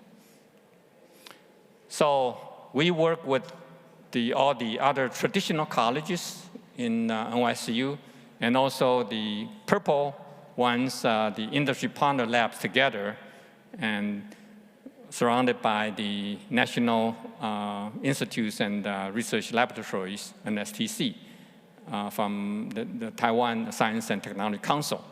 That has right now, around 200 faculties and more than 2,000 graduate students. And this just represents the pictures of these two facilities. The one on the right is Lab, FC. The left is Lab to Fab, the pilot line, TSRI. They all operate roughly 24/7. And students can have hands-on laboratory experiments. And from a design side, you can leverage this chip implementation center and have access to EDA, IP, and so forth to run your design, prove your design. So a lot of curriculum and a lot of different programs that we work within and also with internationally. Sorry, I ran a little bit over time. And this list is just represent the 10 sort of bigger ones in terms of research centers and labs at NYCU. TSMC MediaTek office on the top. And it's no longer one way, it's two-way. So this is what we call the co-creation and push and pull. So the flow from industry beyond just funding, also professional faculties, and a lot of two-way kind of a push-pull. And this is sort of a more of my college in terms of how we link up everything with the government. It's another PPP model, new model, trying to produce more talents and also research results, innovations. So altogether, we try to use our campus, try to excel in the technology and talent with our industry academia ecosystem, silicon-based semiconductor innovation ecosystem, and with a positive flywheel effect. Try to make Taiwan, of course, a smart island, and also human being as a carbon-based civilization can harness the silicon semiconductor-based artificial intelligence. The C replaced by S is from Stan Shi, founder of Acer in Taiwan, representing this concept of silicon-based civilization or intelligence. Okay, to summarize, basically we have a lot of opportunities ahead of us, and really it's time for us to work smartly together. And Taiwan has been the most trusted partner, and we just show you the one example of effective industry-academia collaboration. And to conclude, I want to emphasize some of the comments also from earlier distinguished speakers and the panel, that we are here, even though there's geopolitical issues and whatever, global, regional sort of a partnership is really important. And basically, Czechia, Czech, and Prague, you have also a very unique position. Just look at the competitiveness sort of theory and identify your strengths, including the heavy industry, the chemicals. I think nobody can do semiconductor and AI innovation alone. Just a matter of, for example, you can leverage ESMC, which is only 100 miles away, Dresden, and also TSMC, the whole ecosystem to innovate in the application, in the chip design, and also in the supply chain, a lot of opportunities. I think we have our friends, colleagues from Taiwan. There are some of the traditional industry hidden champions. Right now, they surface as the real champ in the AI infrastructure build-up, for cooling, for these AI supercomputers, sort of a data center, and you need to form some sort of a cluster, not necessarily just within one single country. You can have a regional, cluster. Of course, in Taiwan, with high-speed rail, it's all within a couple hours. Here, within a couple hours radius, you can also have that. So basically, you need a good kind of a national strategy to provide all the education and other incentive, the factors. That's what Michael Porter kind of emphasized in his nation's competitiveness theory. And we can have complementary collaboration to win together in this, to capture this exciting terra trend in the future. So I'll just stop here. I know I went pretty much way over time. Thank you for your attention.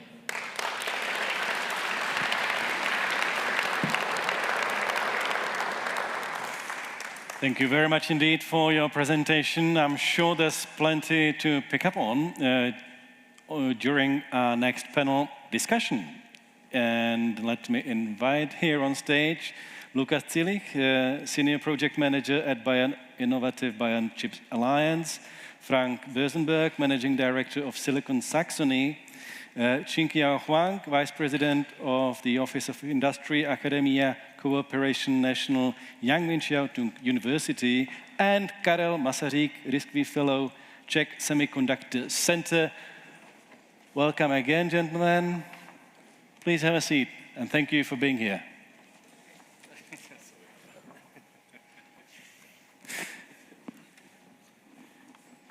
Thank you so much for joining us. If I go back to the title of this blog, of the discussion, it's The Road to Effective Industry-Academia Collaboration, which indicates that we're not there yet. We're somewhere on the road. And my first question to you is how effective is the collaboration between universities, academia, and industry today? So, Mr. Zilich, perhaps would you like to start? It's working? Yeah, good. First of all, thank you for inviting me and having me today. So it's also part of collaboration that someone from Bavaria is sitting here as well, and others around these experts next to myself. I'm very happy to be here. And if we talk about collaboration and universities working together with industries, so of course there are several examples and also good examples and also successful collaboration projects, many to mention, I think. But if you see the landscape, just from a Bavarian perspective right now, it's like you have different spots in Bavaria, as an example, Munich or Nuremberg or Erlangen as well, with all these science parks. And also it's exactly the slide of Mr. Jackson we saw recently, that how it is from a typical idea, from a research idea, back to the application then in the end. Yeah, so, and that's where you use networks basically for getting all these partners into that project, into that collaborational phase. And I think that's one of a key success factor. And in the end, it's of course working together. That's the point. It's not in a one way. It's vice versa, as you said. Finding partners, just one tiny sub-question, finding partners for a specific project rather than some general cooperation? I mean, if you're talking about semiconductors, of course, you find some specific partners for specific projects, of course. There are bigger ones, there are smaller ones, there are pretty precise ideas and not so precise ideas, and then you need specific ones or not specific ones, yes. Mr. Masaryk, how effective is the collaboration between universities and industry in semiconductors today? I think you've just switched it off. It was working. No, it doesn't work. We'll fix that. Yep. Okay, and are you talking about the speed as the parameter, as the efficiency? Let's say method? Efficiency, rather. Efficiency, yeah. There are, if we are talking about Europe, there is CHIP Act, version 1, version 2, experience, and you must learn actually that time is the factor, and I would define efficiency in this way, because when we are talking about like US CHIP Act and other actually instruments in Asia, we must be more flexible as well how we are actually defining the programs. And then I will be more concrete. There is ChipJU, a lot of projects which are cross-border projects. I have experience actually from Bavaria, Hamburg region. We can talk about the companies like NXP having actually development centers in Czechia and in these locations. Then there is close cooperation with the universities, and we are talking about the specific domains like automotive. You can talk about the data center business and so on. And really the practical outcome is very important. If we are talking about like 4 years for automotive, sorry, you will be not competitive compared to, I would say, the competition from Asia. So you must as well define the programs in the way that outcome will be tangible when the industry needs it to stay competitive. So again, efficiency in my view is actually how quickly you can invent something innovative. And plus innovation means actually that you are already working on the next generation. It means when you are introducing new product as the company, it is -1 generation which you already have in your pocket.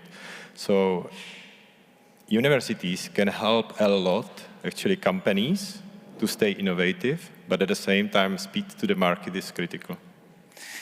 Mr. Bosenberg, still within the question about the effective industry-academia collaboration, would you perhaps have some good examples of good practice where it actually works? I mean, very selfishly, I would start with examples from our own region, Saxony or Dresden, where we see really an increased cooperation between the local excellence university and the industry per se in setting up new programs, also aligning their programs. But I know that also at Prague Technical University, there are great collaborations with TSMC. So as we learned already, or we know that the semiconductor industry is global, also this university industry corporations need to be global. And there are great examples in Dresden and in Czech Republic on that. Mr. Qingqian Huang, when you, if you are to compare practice, well done, sir. Great. We can do anything to cheer you up. Yeah? Do you think there is any significant difference between how things are done in Europe and elsewhere, in Asia, obviously? Well, I have to say that, yeah, we never lack of the industry collaboration. We have more than 1,000 contracts every year, right? So we are in the science park, surrounded by 600 companies, and also a 6 national lab, right? So there are a lot of activity. In Europe, actually, we are, that's why I'm here, right? So we are very closely, my example actually more to the Japan side, because we work with a very famous university. So we are more in the pipeline-based collaboration, because collaboration is done from our point of view, but co-creation is very challenging, right? So what is the future need to be done is not well defined. But maybe it's there, but it's not quite defined well by even from the industry sector.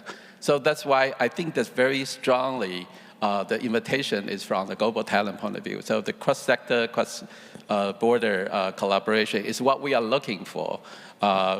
It's not so sure that we actually work with the Belgians quite a lot. Wazonia, the Leuven, KU Leuven on the north.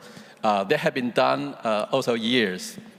But now the really question is we need to more structural way is that so be more effective, right? For example, take a semiconductor as an example. We identify 12 areas we should focus on, right? For example, advanced packaging, in-memory computing, but then we may not be sufficient enough to solve the problem. So we kind of do the invitation.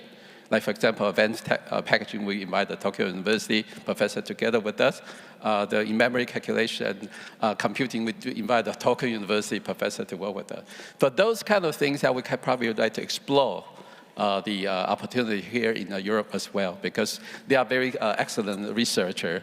They are doing something.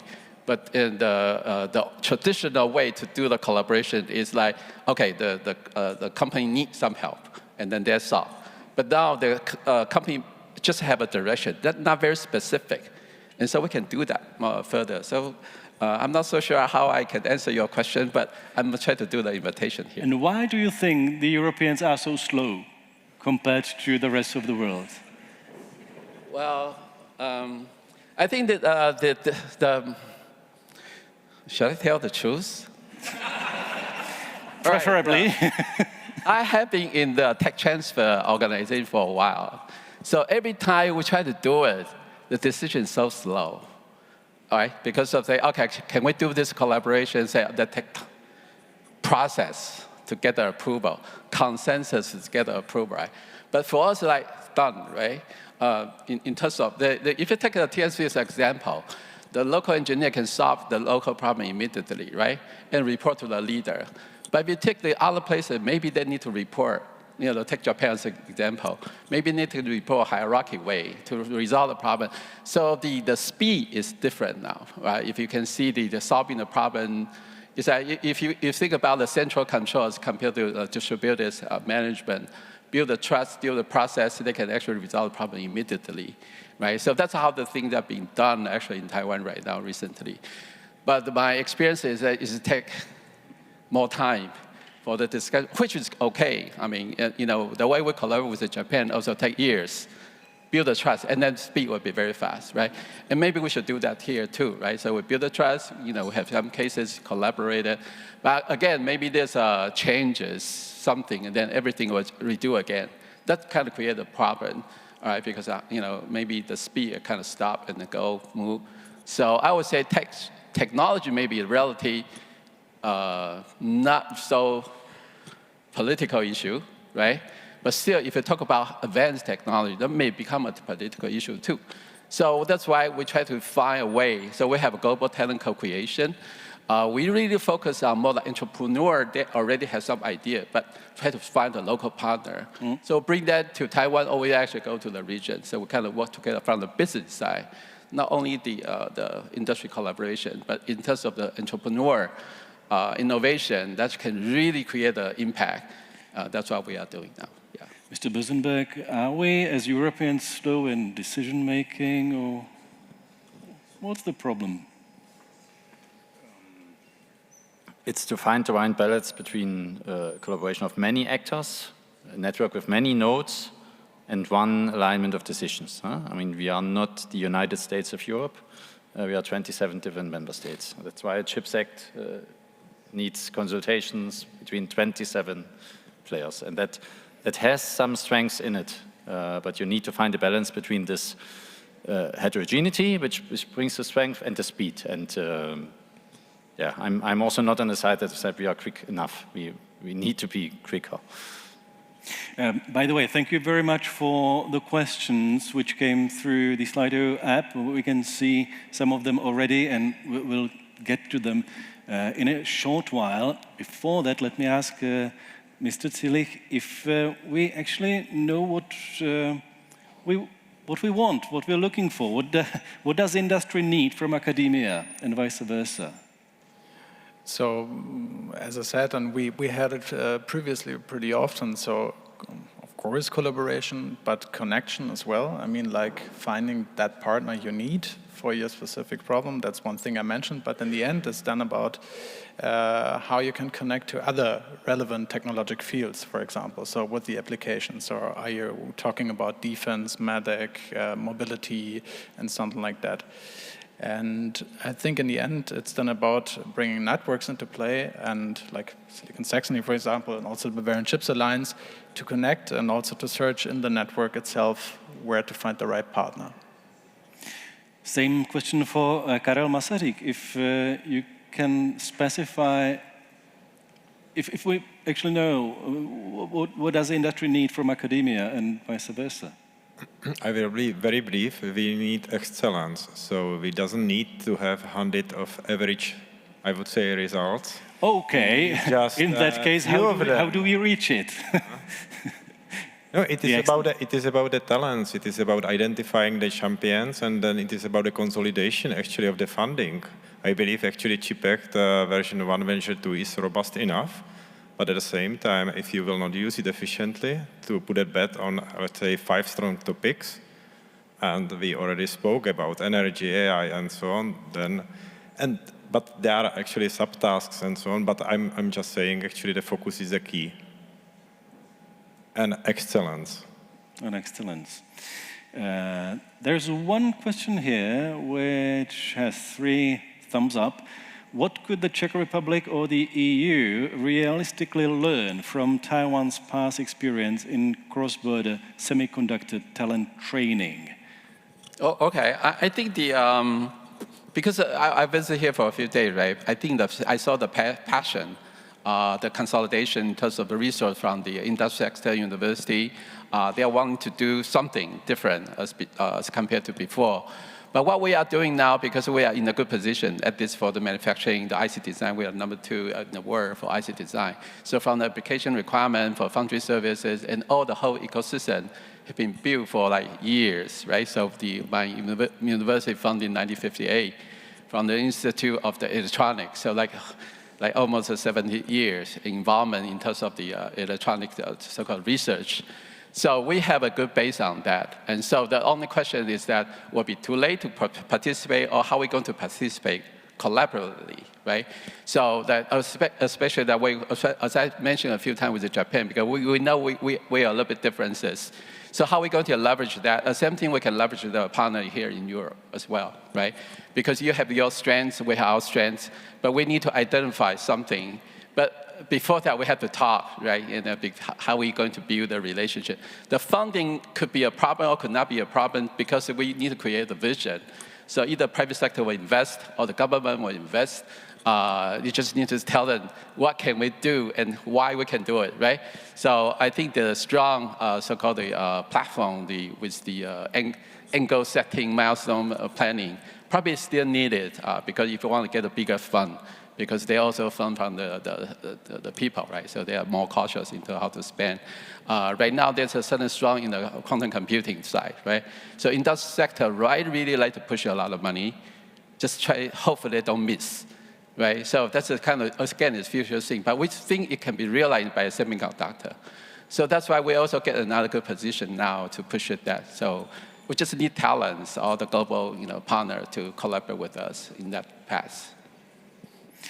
If you want to be successful in semiconductors, if you want to be excellent, if I may borrow the word, what do you have to study, actually? When we're talking about academia, about universities, Mr. Bersenbeck, you're smiling. We set up in our region 12 years ago or something a study course called Nanoelectronic Systems, which really looks from the design up to manufacturing. And of course, the content of the lecture needs to adapt to the industry. But that's one part, that you align your course content with the industry continuously. And the other part, the learning from this specific study course. The professors tell me we need a ratio of 1 to 7 from applicants to actual students taking the course, to guarantee this excellence in the outcome. All the people are taken up by the industry in our region, but also globally. So it really works. So it's really a basis that is broad enough, and that leads us to the STEM attraction already in schools, enough people that start studying the right fields at all, and then the alignment of the study course with the industry. Both needs to be reinforced from a European point of view. Both is existing already, but both needs to be reinforced. Mr. Tillich, which subject or field of study you'd sign up to if you decided to become a professional in semiconductors? Well, of course, physics, technical engineering, the specific ones.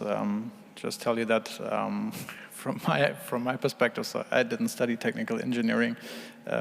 Something different, of course, but it's also about making that attractive. And I can remember myself, I've always been a common guest in the German museum, or Deutsches Museum in Munich. That's one of the biggest institutions in museum.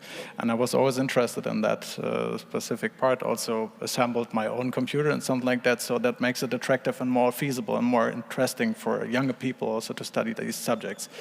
But in the end, and that counts only for myself, so I was not able to cope with that math and also that typical thing. That's okay, but I think there are a lot of people out there who don't know their talents right now, and I think we can get them into the subjects and also try to learn and also to figure out what they're going to do so.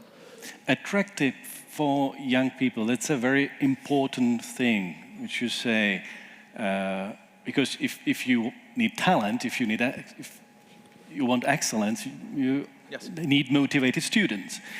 How attractive is the field of semiconductors for young people and for students, Mr. Tillich? So I think from the job prescription, it's definitely attractive in the end after the studies. It's a longer way, I guess, but it's also possible for people outside of the individual subject to get in. So, and we used to do that as an example together with some clusters in Bavaria. We're around 16 clusters in Bavaria, and one of them, or two of them actually, the European Center for Power Electronics and also Cluster Sensoric. We're doing together with them trainings on students and also on younger people to emphasize and also to fascinate them for specific subjects. And I think, I know it's not easy, but in the end, you see your values, and that's a beneficial work you do. Mr. Masaryk, same question to you. How attractive do you think is the whole industry of semiconductors for young people, young students? You must make children excited about this. We are living in the deep tech, I would say, world, when suddenly actually your daughters will realize there is NVIDIA and will ask you, hey, Daddy, can you buy me the stocks of NVIDIA, you know? And it is the way how to actually build very, I would say, robust ecosystem. So you must start at elementary school with some sort of Lego, whatever toys and so on, and you must actually be closer to children, explaining to them that basically semiconductor is part of the let's say human life, and it is not something dirty, math or physics, and basically you will work on something exciting.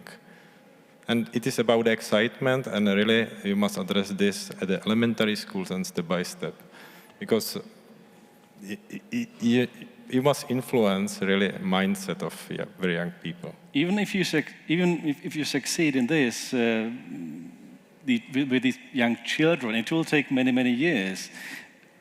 Maybe not so many, but a couple of years. And what about now? Are there enough university students engaged in the field of semiconductors? Step by step, yes. We had this breakfast with Minister of Industry and Trade, and basically you see the growth of like 25% every year, actually. So, but it is because actually we are doing this kind of marketing among ourselves. It is about alignment, as Frank mentioned, and step by step, really, it is about influencing actually the mindset of people and I would say normal people outside of semiconductor industry. We didn't hear that.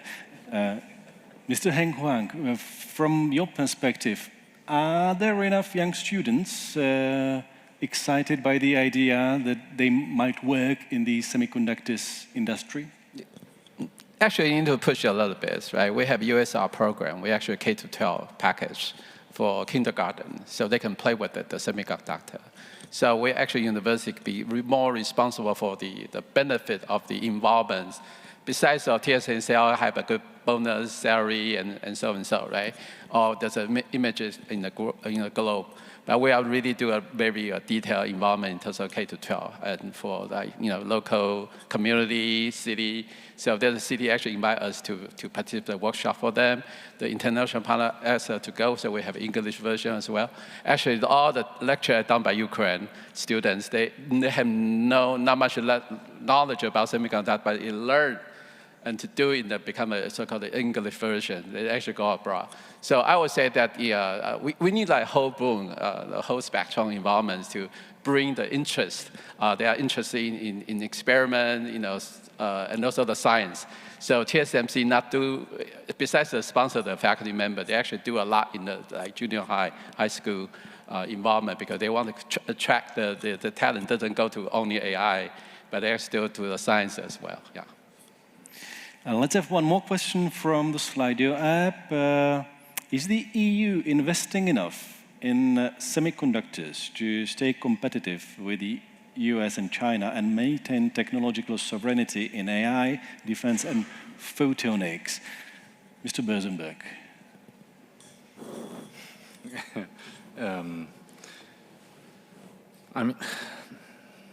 No. You don't have to be diplomatic. No. No, if you look at the EU Chips Act 1, there was this objective of 20% of catching up in a market that was supposed to reach 1 trillion by the end of this decade. We heard earlier that we have 2 trillion by the end of this decade, so the market is literally exploding. And despite all the growth that we see within Europe, the other regions are growing quicker. They are growing more, they are outgrowing us. So we are not doing enough. Is it just a matter of money? No, but if you just compare the amounts of money that are put into the industry in the several regions, nobody could explain me. Let me bring an example. Any sport which isn't Olympic now becomes Olympic. It's semiconductors in this case. So everyone takes part, and it was an amateur sport, but now it's Olympic. So we want to be an Olympic champion. We need to train. So we start to train as Europe 2 times per week, which is more than we did on a professional basis. It's really, you see a development, it's much more than before. But all other regions train 5 or 6 days a week. Will we improve? Yes. Will we stay in the game? Yes. Will we even take part in the Olympics? Yes. Will we win an Olympic medal? Probably not.